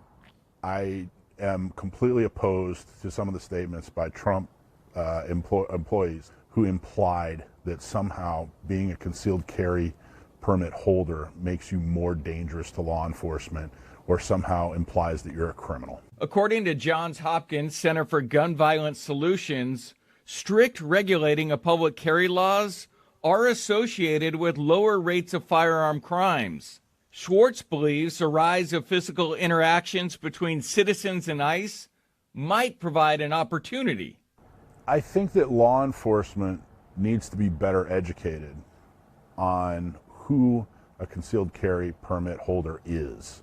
The fact that they go through a background check, the fact that they go through training, the fact that as a group they tend to commit fewer crimes than the general population. Educating on who they are and what their motivation is, I think, is important at all levels of law enforcement. Schwartz says gun right advocates have been concerned with government overreach for decades concerning the Second Amendment and will be closely following how all that's going on plays out. I'm Todd Strain, NBC. So that's the story from NBC, and obviously it's about Minnesota, which we're going to talk a lot about. But this is really more about media. I wanted to touch on narrative, and what's meant by narrative. Narrative is just basically the story you tell. It's whatever your spoken or written account of events are, but it's also how you see it. So your narrative has a little bit of a spin on it. It's what it's how you see things through your lens. And I got to tell you that NBC story was a little skewed. Now everything that they said, everything that they played is something I said. But originally they said, "Hey, we want to come talk to you about the statement that San Diego County gun owners put out," which was a little longer than most of our statements are, but it was fairly clear. But after the interview, the purpose was less about the statement, right, and more about them saying, "Hey, look, Trump and law enforcement suck." And that's not what the statement is. So that story. So what was that story about? That story was about San Diego County gun owners in our statement. But what it ended up being was their narrative. Like somehow we were focused on those two things, which wasn't necessarily true. I mean, we definitely, the statement definitely criticized what Trump said. It definitely criticized what people in his administration said. I definitely said, hey, law enforcement seems to have overstepped here. But that wasn't the story. And I'll tell you, one of the big interesting pieces of that, do you remember the part where he said, where I said, hey, people who carry commit fewer crimes? Yes. Right. And then they went on to say, well, Johns Hopkins says that, guns are bad and guns are horrible. Okay, so I brought that up. I brought that point up, and he said, hey, can you send me a link that proves that? Yeah. So can you bring up the link that I sent from? So I sent him the John Lott study, which we've all heard about. You guys have heard of that study, right? Yep. Yeah. Absolutely. And they didn't. The right thing to have done in that situation would have been to say, Schwartz said this, and here's his proof. And then I don't know. I don't think I would begrudge them if there was like a counterpoint. Right. Yeah, they're allowed to show both sides. That's kind of what journalism is supposed to be. Right. But that's not what they did. Right. Right. They were just like, Schwartz says this, but Johns Hopkins says that Schwartz is full of shit. Yeah. It's like, that's not, you didn't. Not quite. Yeah. Yeah, you completely disregard John Lott's work and came up with your own narrative. So, so why are we talking about this? I hear a lot of people kind of throw off the cuff comments like, oh, well, they're all biased, left wing media, blah, blah, blah. But I kind of wanted to illustrate exactly how they do that, because I think it's a lot more subtle than people think. And I came up with a real world example that I thought was kind of interesting. Have you guys been to Tombstone, the actual town in Arizona? I have not. You ever visited? I did. I don't remember a whole lot, but I have. I got to tell you, if you've never been, it's an awesome trip. Mark that box, but not usefully. Like drive out on a Friday and then spend all day Saturday there. But then you're done. Just one day. One day. Got it. That's all you got. Like 2 nights, and then come back on Sunday. Anyway, it was really interesting learning about the actual events, and the Tombstone and Wyatt Earp, those 2 movies, fairly accurate. But still reading about what actually happened and what was going on there. One thing really stood out is how similar Wyatt Earp and Johnny Ringo were. And Johnny Ringo was one of the cowboys. He was a bad guy, right? Yeah. Wyatt Earp was a good guy, Supposedly, right? They were about the same age. They were actually very, very similar. They both fled their childhood home and went west after committing crime. They both committed some kind of crime and fled. They both kind of worked their way across the West by surviving off of odd jobs. They did a little bit of this. They did a little bit of that. And both went back and forth between being professional criminals and law enforcement. And people you don't hear that about Wyatt Earp. Interesting. And you look at Johnny Ringo like he's this bad, horrible, awful guy. Meanwhile, they were both law enforcement at one time or another. They were both professional criminals at one time or another. Now, I will say that Wyatt Earp had a lot more experience as a law enforcement officer, but law enforcement back then was a little bit of a racket.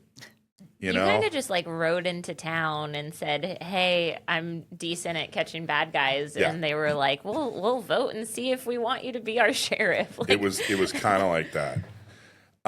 Earp was a U.S. Marshal who went after cowboys, the name of the group, and Ringo was actually used by Sheriff Behan to go after the Earps. So both of them were wanted, the Earps and the cowboys. Both of them used official law enforcement to go after each other. That is so funny. And what was really interesting is there were 2 papers in Tombstone, 2 newspapers, the Tombstone Epitaph and the Tombstone Nugget. And what's interesting about that is the Epitaph, and you can go to the courthouse and you can actually read old copies of the newspapers and whatever. And it was like this. It was like this saga. It was like this soap opera while it was going on. And the Tombstone Epitaph was very pro-Earp, and the Tombstone Nugget was very pro-Cowboys. So they were like dueling banjos, and one would be like, well, the Earps are saving the day, and the other one was like, well, the Cowboys are really here to help us or whatever. And it's extremely interesting how all that happened. Now, after everything, after all that mess, the OK Corral and everything, and like I said, those movies were fairly accurate. Earp made his way to California, and he actually got involved in Hollywood.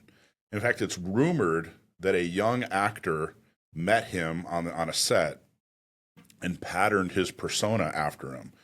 And that guy was Marion. His original name was Marion. What was his original last name? Anyway, it was John Wayne. Oh, that's funny. John Wayne was just kind of this artsy actor kid, who had to get a little bit of experience.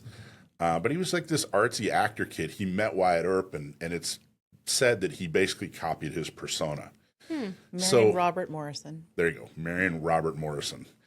So anyway, Earp started helping with movies, was able to tell his story, and these movies were made about him. And boom, he's a big hero. Meanwhile, he's a pretty corrupt guy. Interesting. He's not somebody, I've heard people say, well, I wish we could get a sheriff, like if Wyatt Earp was reincarnated. No, you do not want Wyatt Earp as your sheriff. He was enforcing gun laws. That's what the OK Corral was all about, the shootout. He was extremely corrupt in a lot of ways. But he, like everybody, he had a good side and a bad side. So this narrative has been created that Wyatt Earp is this hero. He's a good guy, and everybody should respect him, especially gun people, you know, and that Johnny Ringo was this horrible, bad, whatever. Meanwhile, they were like the same guy, but the narrative changed them significantly when it comes to history. Well, Ringo didn't end up at Hollywood making movies about himself, right? That's correct. Interesting. They were both alcoholics. You heard it here first. Unfortunately, I know that's a big shocker to everybody, but unfortunately for Johnny Ringo, he actually died young, probably of alcohol or possibly even suicide. But yeah, you make it to Hollywood and you get movies made about you, your legacy is one way. If you end up burying yourself in a bottle, your legacy is the other way, despite the fact that you're basically the same person. And that's the difference. That's the difference. Now, the NBC story wasn't horrible. I mean, I've seen much worse. But that's how they craft this narrative. And if you ask the reporter, that's not what he'd say. Hey, this is my angle. I went out looking for a story. You had a statement, and this is the angle I wanted to put on it. So it's one of those deals where if you find it positive, it's like, hey, this is a great angle. If you find it negative, you're like, well, this is your narrative. So let me show you. Let's look at the CBS clip, because local CBS also did a story on the exact same thing, and I just want to show you the difference. They're reporting on the exact same thing. It was the exact same, like, hey, you put out a statement, let's have you come talk about it. So let's watch the CBS version. The deadly shooting of Alex Pretty by Border Patrol agents in Minneapolis is sparking a heated Second Amendment debate and even putting gun rights activists at odds with President Trump. Good evening. I'm Marcella Lee. I'm Carlo Cicchetto. Pretty was a lawful gun owner with a concealed carry permit, but was criticized by the Trump administration for bringing a loaded firearm to a protest. CBS 8's Richard Allen has reaction from local gun rights activists, as well as what the governor is saying. Richard? Well, that's right. A lot of people talking about this. Now, San Diego County Gun Owners, that's the county's largest Second Amendment rights organization, is calling for transparency and accountability in the investigation into Alex Pretty's fatal shooting, adding that in their view, this tragedy should not be used as a pretext to vilify gun owners. Extremely sad and tragic what happened to him. Michael Schwartz is executive director of San Diego County Gun Owners, a political action committee that advocates for the Second Amendment. We're all about the Second Amendment. We're not partisan. We're not loyal to people or party. We're loyal to concepts. A message that Schwartz says is critical as the investigation into the fatal shooting of 37-year-old Alex Pretty, an ICU nurse, continues. Cell phone video indicates that Pretty, a licensed gun owner with a concealed carry permit, never brandished a firearm and was disarmed before federal agents opened fire. Schwartz says there was room for de-escalation on all sides. We don't have all the facts. We don't know everything, but he, the Border Patrol agent who fired his gun, is going to have a really difficult time trying to explain why he used lethal force on a person who was faced away from him on the ground, unarmed. Schwartz also makes it clear that gun owners do not condone harassment or interference with law enforcement, adding that he doesn't want to see protesters use the Second Amendment as political leverage. I don't want them to use the Second Amendment as a proxy in whatever war they're waging on the federal government and law enforcement. They don't get to commandeer what we've been fighting for. I don't like that he had a gun. I don't like that he had 2 fully loaded magazines. That's a lot of bad stuff. President Trump and his administration's condemnation of Pretty's decision to take a gun to a protest, which he was lawfully allowed to do under Minnesota law, has put the federal government at odds with gun rights organizations nationwide. The National Association for Gun Rights said, quote, "There's no more crucial place to carry a firearm for self-defense than a protest." And a former NRA spokesperson said that federal officials should be careful with their words. Simply approaching law enforcement with a firearm isn't indicative of ill intent, nor is it a crime. And in an unlikely alliance, Governor Gavin Newsom has come out in agreement with the NRA. In a statement, Newsom said, quote, "Nothing is sacred in Trump's America, not the First Amendment, not the Second, not even life itself." So really unusual to see the governor siding with the NRA. Yes, it's interesting to have people come out and speak who maybe have shied away from making comment before.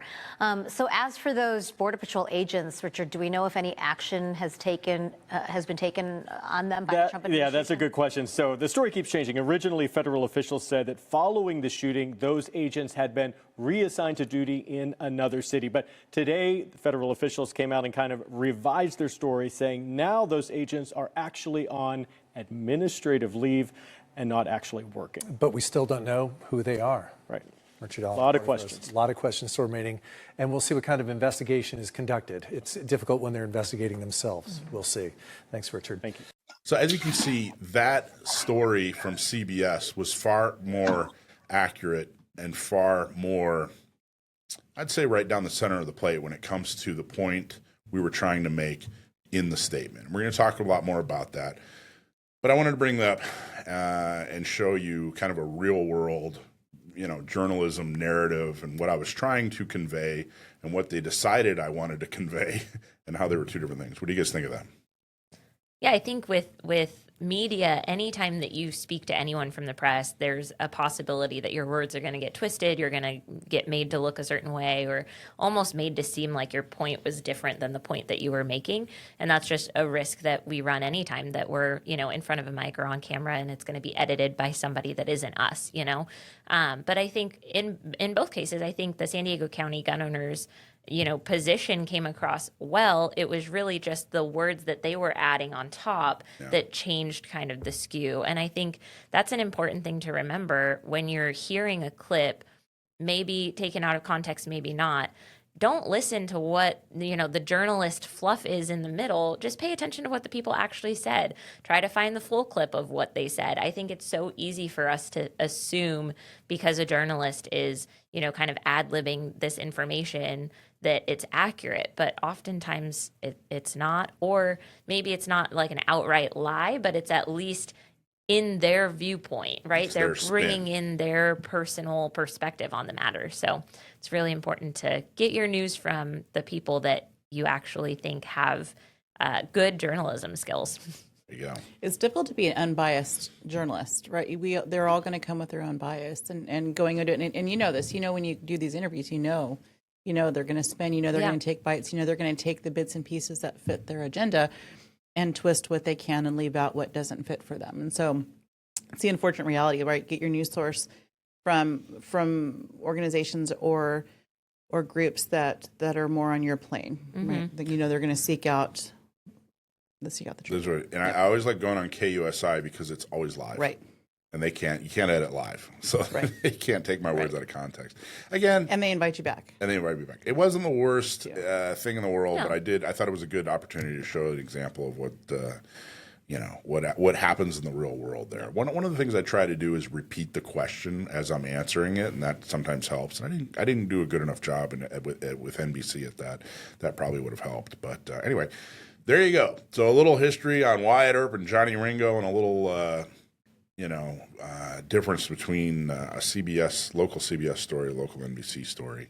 And if you want to see the full statement, go to gunownersradio.com/blog, and you'll see San Diego County gun owners' full statement on the unfortunate events in Minneapolis. And we're going to talk more about that later.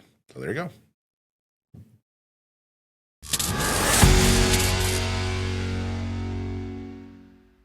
Those of you who know me know that I love training. You've heard me talk about different classes I've taken and different opportunities I've had to train with some of the best. And I'm going to talk a little bit today about Massad Ayub. Those of you who have never had the opportunity to train with Massad, he is a legend in this industry. He was a former police officer. He has a ton of experience with deadly force, and he has a phenomenal instructor program called Deadly Force Instructor. I went all the way to Detroit back in 2022 to take this class from him, and you guys are super lucky. He is going to be coming to San Diego, so you don't have to travel far to get into this class. One of the things that I really appreciated about this class is the opportunity to do a mock trial. We got to actually play different roles in this trial, figure out who gets acquitted or not acquitted, and just deal with all of those repercussions as if they were real. So we had lawyers in class who were, actually debating their client's case. We had different witnesses go on the stand. I got to play the daughter of one of the characters on the stand, so that was a lot of fun. But it was just a great opportunity for us to experience how a good attorney can really make or break somebody's case. And we've seen this time and time again in the deadly force instructor class. Sometimes you have an attorney who gets you off, and sometimes you have an attorney who doesn't. So it's a good opportunity for you to recognize how important the law process is and making sure that you have a good attorney. It's also a great way to make sure that you're teaching your students the best, most well-practiced pieces of the law.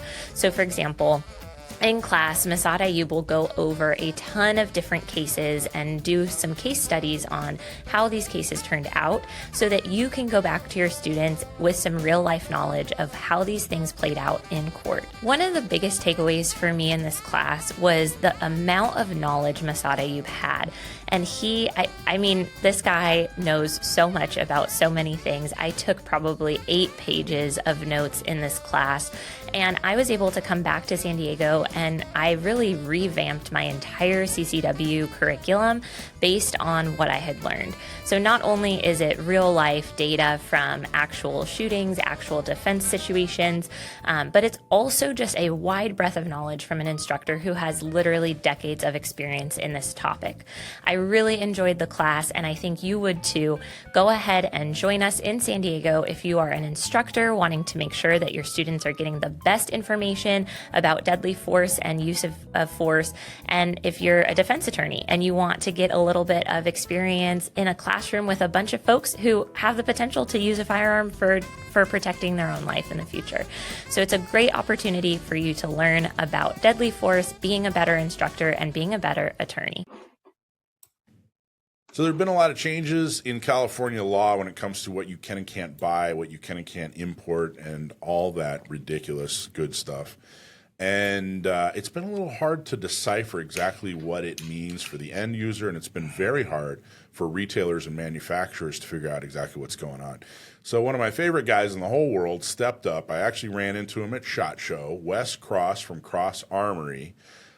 You came up with a video that, after a lot of research, explains things mainly to the manufacturer and retailer, but there's a lot of really good information for the end user, right? So talk a little bit about that. That's it. Hey, Mike, very good to see you. Good to see very you. Fun seeing you at SHOT Show, man. It's good to be here. Good to be hanging out with you again. So let's start with, what was the catalyst? What made you decide to make that video? The reason is pretty simple. Most of our dealers, all of our dealers in California had issues receiving our products. Additionally, they would call us because when you Google our website, Google our name, it says California compliance. It says, oh, these guys must know what's up. How come RSR won't ship to us? How come Tyrant doesn't want to send us anything anymore? What's going on with agency? How come all these companies aren't sending? Geisley, oh man. And one of my very good friends who runs Tactum, as well as the largest eBay distribution of parts and accessories in America, is out of California. And, we hang out and we'd go to lunch at least twice a week. And he's like, dude, why is everyone shutting me down? They shouldn't be. I said, well, I can't blame them, but they shouldn't be. At the same time, they can't keep doing it the way they have been, because the rules have changed. It has changed, but you bring up a good point. We've talked about Dakota, Alicia, we've talked about this a fair amount, how, California is extremely restricted when it comes to, gun laws. We have an F rating, by the NRA. We have an A rating by the Brady organization. I get it. But the reality is there's a lot of industry here in California. There are a lot of distributors and manufacturers. Massive amount. And unfortunately, over the years, a lot of us have left for one reason or another, us being one of them. but the majority of really cool stuff that you have is still in California. And there's a massive amount of distribution. California is arguably the 5th or 7th largest economy in the world. So when it comes to what your sales as a manufacturer like us, California represents a big chunk of sales. And to the manufacturers, it's not worth the risk, even if that is 40, 60% of sales, depending on what it is they're selling. If you cut 20% right off the bottom line because you're uninformed or don't understand the law, it's, for them currently, the way the law is written, I can understand why they would think it's safer to just stay out. And talk about before we go too much further, what are the types of things that Cross Armory sells into California?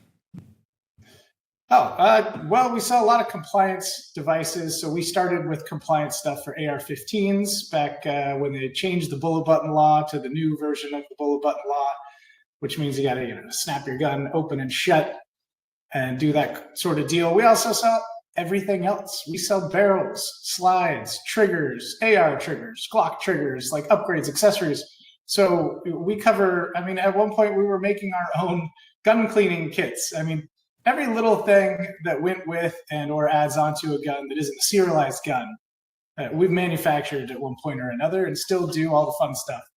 So it behooved you. It was very important for you to fully understand exactly what's going on when it comes to the import of all these different accessories and pieces, parts. So you're not an attorney. You don't give any legal advice, but you definitely got way deep into it. How did you do the research to find all this stuff out?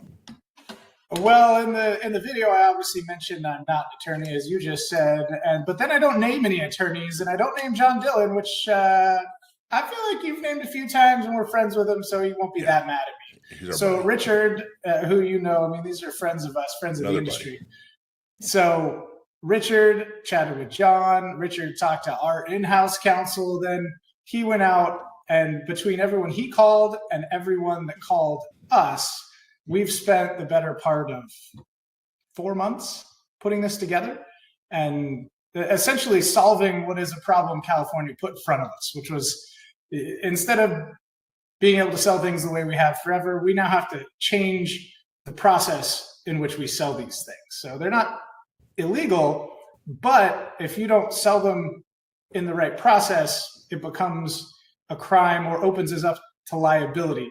And similar to if you're selling alcohol, right? There are a lot of rules around selling alcohol, bringing it into the state, what the state rules are, who you're allowed to sell to, how you have to check IDs. That is now a pretty good tangential similarity to what's going on with these gun laws with respect to what they're now redefining as accessory. So that's now become a broad category. We used to think of accessories as lights, grips, mag extensions, right? And the new categorization has really broadened that definition to mean everything. Everything. Your optic and your flashlight are now an accessory. Does that mean now we have to follow these same steps and procedures for those? Technically, if you're an attorney or if you're the guys we talked to, they said, yeah, you do. So you spoke with attorneys, experts. John Dillon is obviously a Second Amendment legal expert here in California. So you shout out to John. You basically, in order for you to do business successfully in California, which is extremely important to Cross Armory, you summarized, hey, this is the way to do it. And I think one of the most important points you make in the video, which, by the way, we're going to have a link to the video, and I encourage everybody to go watch Wes's video. It's very well done, a lot of good information. But I think one of the big points you make that is very important is we can still do pretty much everything we used to be able to do. In other words, you can still buy barrels, you can still buy accessories, you can still buy red dots and lights and roll pins and whatever. You can buy all these things, but there's a procedure in place now. And the video, it's not a ban. It sucks. We hate it. It's dumb. It's not going to help anybody. People that did it are horrible, awful people. But we can still get what we need in California. And if you are a retailer, if you're a manufacturer, definitely watch this video, because Wes basically shows you how to do it. Which, by the way, man, you didn't have. I want to point out too, you didn't have to do this. I mean, you're basically reaching out to all your competitors, people that sell some of the same stuff or same types of things that you do, and you're saying, "Hey, man, we're all in this together. Let me show you how, or what we found out." And and now it's an open free market again, which I got to tell you is enormously commendable to me. Why was that important? Why didn't you just keep all this information to yourself so that you were the only, so you cornered the market? Oh man, well, doesn't that sound like I'm just going to be sitting on my Scrooge McDuck swimming pool full of money? Nice. Because that's not what we do in this business. In the gun industry, we are different in the sense that we support each other in every step that we can. Yeah, people have patents, products are different. We compete with who's got the coolest new thing. But at the end of the day, fundamentally, we're just a bunch of people that like guns and like making cool stuff. And we want to share that with everyone. And that's probably true for Ford and GM and the soda companies, but they keep their secrets and they're competitive and they're cutthroat, where we're constantly being attacked, undermined, politically stomped on. And if we don't stick together and help each other, then we'll slowly disintegrate and we'll start looking like England, who has extremely restrictive gun laws, right? They've got guns, but not really. Canada, same thing. So without us working together, it's hard to do. And the note on the video is that not only are we sharing it with everyone in our industry, a lot of it is because some of the guys in the industry have put some stuff together and they've sent it out internally to their dealers saying, hey, if you're going to continue to be a dealer, you need to sign this piece of paper that says this, and we'll ship you whatever. Some guys are just plain shipping stuff because they didn't read the law, because they're not in California. They don't even know. Yeah. They only found out at SHOT Show. I mean, heck, they've been breaking the law. Well, not even air quotes. Technically, they were breaking California law by shipping stuff, but they didn't even know. And if we can help everyone do it the right way, then that'll stop California from shutting us down. Because if they can find one of us screwing up, then they're going to do everything they can to shut them down. And we don't want to see Zev shut down. We don't want to see, Strike shut down. We don't want to see ourselves shut down. We don't want to see anyone have to deal with that.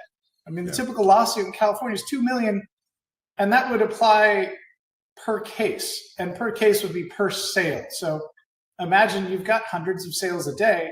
Let's say maybe 20% are California. Well, if on that day your systems aren't in place and they don't work, you're open to 20 separate lawsuits by any angry state or local government official who's got a, agenda to push anti-gun stuff and makes their, free working intern chase you down.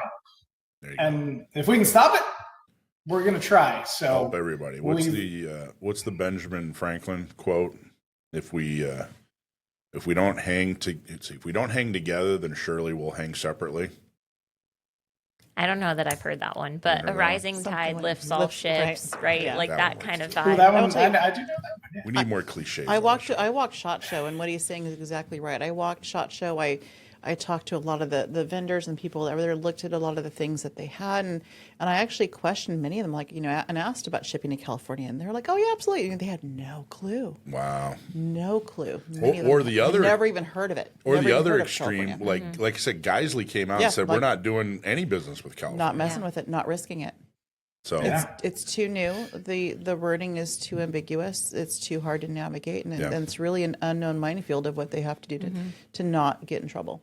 Okay, so RSR did the same. They shut it down. They blocked every dealer and distributor in California from seeing any of the accessories. So pretty much all you can see are like sites. So watch the video. We're going to have a link to the video. It's very informative, whether you're a retailer, a manufacturer, or an end user. watch Wes's video. It's just over 20 minutes long, but man, you get a lot of clarification in that 20 minutes. Wes, you did a fantastic job. Anything else you want to make sure that we all hear before we let you get back to your busy day? Sure. If anyone actually wants help with this, if you're a dealer or distributor, send me an email, Wes@Cross Armory. I will talk to you. I will help you. I don't care if you literally compete and make the exact same stuff we do. Like, let's just make sure that we don't get tied up. So That's awesome. We just want to help everybody. We want to make sure we all stay in business. That's awesome. Thank you, Wes. That's great information. And I think that for 2026, I think that's our first DuckTales reference. I think it is. We may want to write that down. So I know we like to track how many DuckTales references we have. And for 2026, man, you're the first. So congratulations, Wes. Thank you. Nice. Yeah, dated myself. Thank you. Proud. Cool, man. Thanks for doing everything you do. Thanks for your fantastic company. Thanks for being so selfless and helpful. And please send my very best to Savannah. I will. Thank you guys. What you're doing is helping all of us in the industry. So keep it up. God bless. Cool, man. Thanks. Thanks, Wes. See ya. Bye. All right. End segment. Thanks, man. Awesome job. Yay. All right. Well, thanks, fellas. And for real, Mike, if anybody, I know you run California. Yeah. If anybody needs anything, just tell them. Literally, my email is Wes@CrossArmory. I will. There's a form. There's a trick to this, by the way. And everyone every dealer in California, I left this out, and I should probably add an amendment to this video. Every dealer in California that sells a part or an accessory technically needs to have the person that purchases it sign an affidavit that says they're not going to manufacture, distribute, resell, blah, all the stuff that's in that law. They need to have them sign it. Oh, wow. Right. They need a confirmation of that as a thing. So that's kind of a weird catch-22. Also, we don't know where we're supposed to store it all. So this goes into us helping everyone. Like, still a lot of questions. Well, maybe there'll be a part 2 in the future once some more clarity comes. Hopefully, part 2 is they flipped it on its head and they threw it in the garbage can. Amen. Even better. Wes, Thank you, man. Appreciate you. It's a pleasure. We're going to push this video, so hopefully we'll get a ton of views and a ton of good things will happen. So thanks, Wes. Thank you, ladies. Thank you. Thank Have you. a great day. See you, man. Bye.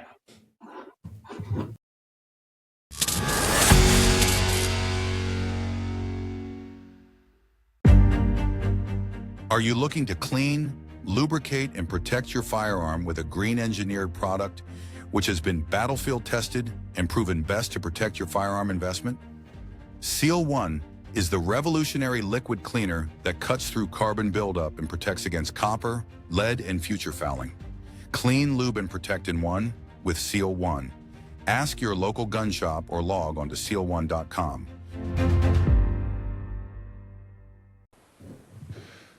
Time for everybody's favorite segment we do here on Gun Owners Radio, Stump My Nephew. My nephew Sam is particularly good when it comes to gun trivia, and it's a really cool way to talk about gun history, gun function, that sort of thing. He does a great job. He gets it right more often than not. Email us if you have a question. If we use your question on the air, you'll get a hat or a shirt. If you stump my nephew, you're going to get some kind of special prize. You might get a Gun Owners Radio bobblehead. So we'll see.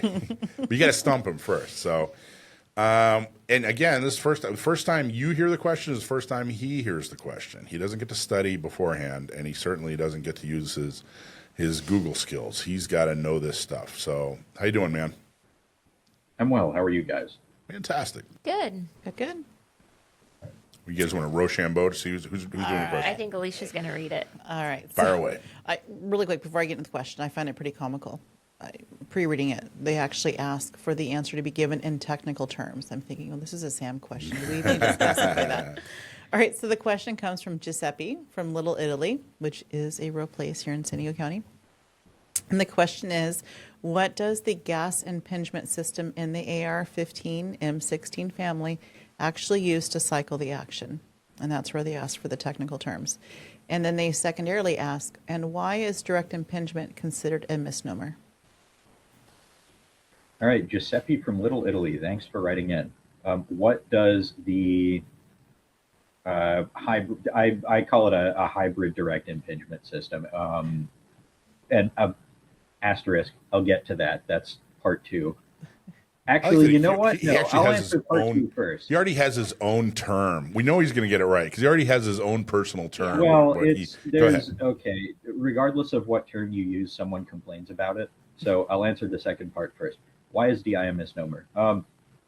A sort of pure direct impingement system, like in the Leungmen and I think the French Mas 49 family. You have a gas tube that taps gas via a gas port from the barrel. We're talking about self-loading firearm systems here. As the bullet travels down the barrel, when it passes a gas port, the gas propelling the bullet, some of it is tapped off through the gas tube and pushes on the bolt carrier, which forces it to the rear and unlocks the bolt and cycles the action. The AR-15, AR-10 family, they don't really work like that. You'll hear people call it an internal piston system. I think Christopher Bartacci calls it internal piston. And what is meant by that is that the gas does not, the gas, instead of impinging directly on the bolt carrier, hence the name, it travels into the bolt carrier where it expands. There's this expansion chamber inside the bolt carrier, which is why you have gas rings on the back of your bolt. That's what keeps that pressure system corked. The gas expands and cools off inside the bolt carrier in that expansion chamber, and in the process forces the bolt carrier to the rear, which then unlocks the bolt and cycles the action. And the vent holes on the side of the carrier are how that gas that has expanded and cooled leaves the action. So it's people call it internal piston because it's like you take the gas cylinder out of a short stroke or long stroke piston operating system that would normally be right above or right below the gas port, and you put that inside of the bolt carrier, kind of. As for the first part of the, well, so it's not exactly like pure direct impingement. It isn't really what we would ordinarily think of as a piston system because there's no external piston. So people will call it internal piston, or I call it a hybrid direct impingement system because it's like the front half of a direct impingement gun mated to that unusual sort of internal expansion chamber thing inside the bolt carrier. If you call it the wrong thing in the wrong audience, you'll get shoved into lockers. Ooh, so it's people get mad. People sometimes get upset when you call it one thing or the other thing. Some people don't like it when you call it DI because it's not like other DI systems. Some people get mad when you call it internal piston because they think that that makes it easily confused with conventional piston systems. But you kind of can't win. You just have to read your audience. Now, as for the first part of the question, what is the technical term for what drives the action? Can you read that part of the question again, please? Sure. What does the gas impingement system in the AR-15 M16 family actually use to cycle the action? What does it actually use to cycle the action? It uses gas pressure. It uses the you pretty much already said pressure of the gas that is vented into the expansion chamber inside the BCG to, at the same time, it sort of pushes. Okay, you can imagine, if you can imagine the bolt carrier group, imagine just the bolt and the carrier, ignore the firing pin. It doesn't do anything for the purposes of cycling the action. When the gas is vented into that expansion chamber, it's at very high pressure and high temperature. And so the gas would tend to expand and cool off per the ideal gas law. And that would cause the volume containing it to expand. Now, if you put gas inside of a sealed container, it'll maintain its pressure because its volume can't change. But if you allow the volume to change, then the gas can expand. It'll expand to fill the available volume. So it would do that by either pushing the bolt forward which it can't because the bolt is already locked against the front of the front of the bolt is locked against the barrel extension, or it will force the carrier to the rear, which it does do because the carrier is only held in place by the recoil spring. So I don't know if this is the term he's looking for, but I would say it's driven by gas pressure or gas expansion. For a little extra credit, do you know what Eugene Stoner actually called it? What he referred to it as? I don't. What did he call it? You kind of said, well, He's anyway, already said it, actually. You've already said it. You kind of weaved in and out of it. But Yes. all right, so did he get it right, Alicia? Absolutely. Yes. And what was you named a particular firearm that was considered true direct impingement. What was that firearm at the very beginning? The Moss 49, Moss 4956. It's a French battle rifle. That's a. And the person who wrote this, wrote the answer Giuseppe. that was exactly mentioned in the answer as well. Yes. Yes. It sometimes feels like you're reading these answers, but I see who's on this document and you're not here. So. And you also see my eyes looking straight at the camera or at your faces on my screen.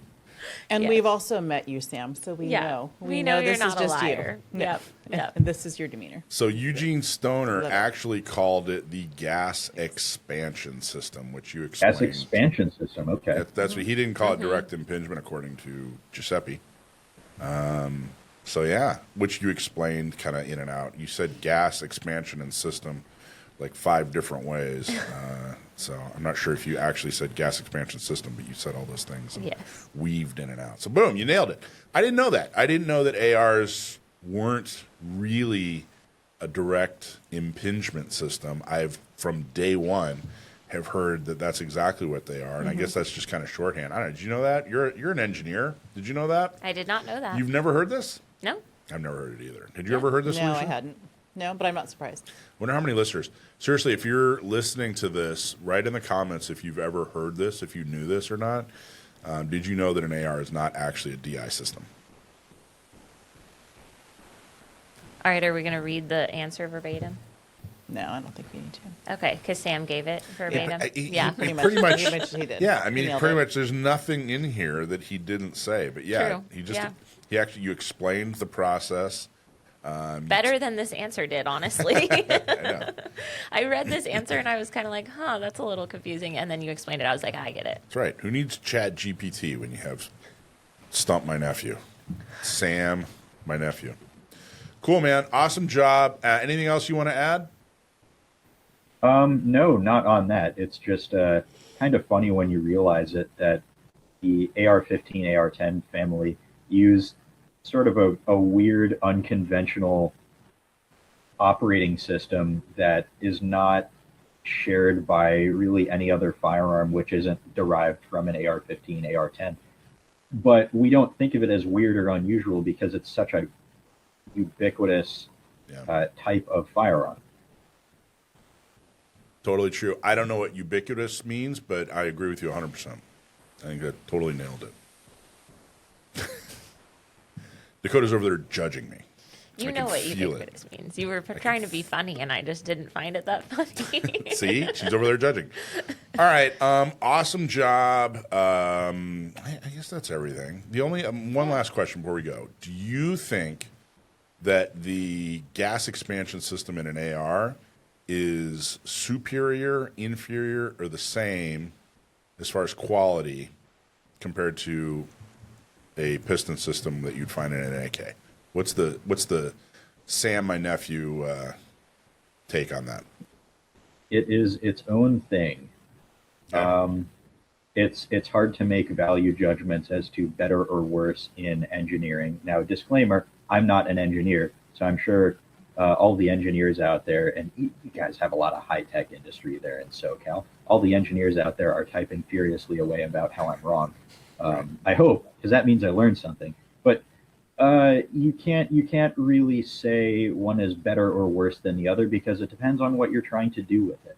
Now, for a rifle that is designed to be as lightweight as possible, like the AR-15 originally was, the hybrid DI system, gas expansion system, internal piston system, whatever you want to call it, does save a considerable amount of weight because you don't have that big, beefy external piston riding above or below the barrel. the way you get the gas to the place where it's supposed to go is through a little steel straw.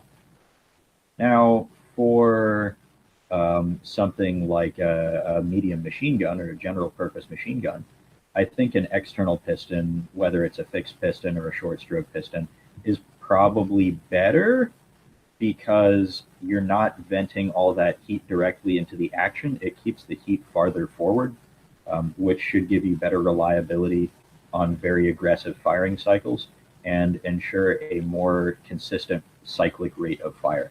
Something you can notice if you if you watch videos of like Colt, for example, testing M4A1s in their factory on their test range, just running magazine after magazine at full cyclic on fully automatic through them, you'll notice that the rate of fire increases even over the course of one magazine, and that's because all the operating components are starting to heat up. External pistons don't do that as much. Nice. Interesting. Well, there you go.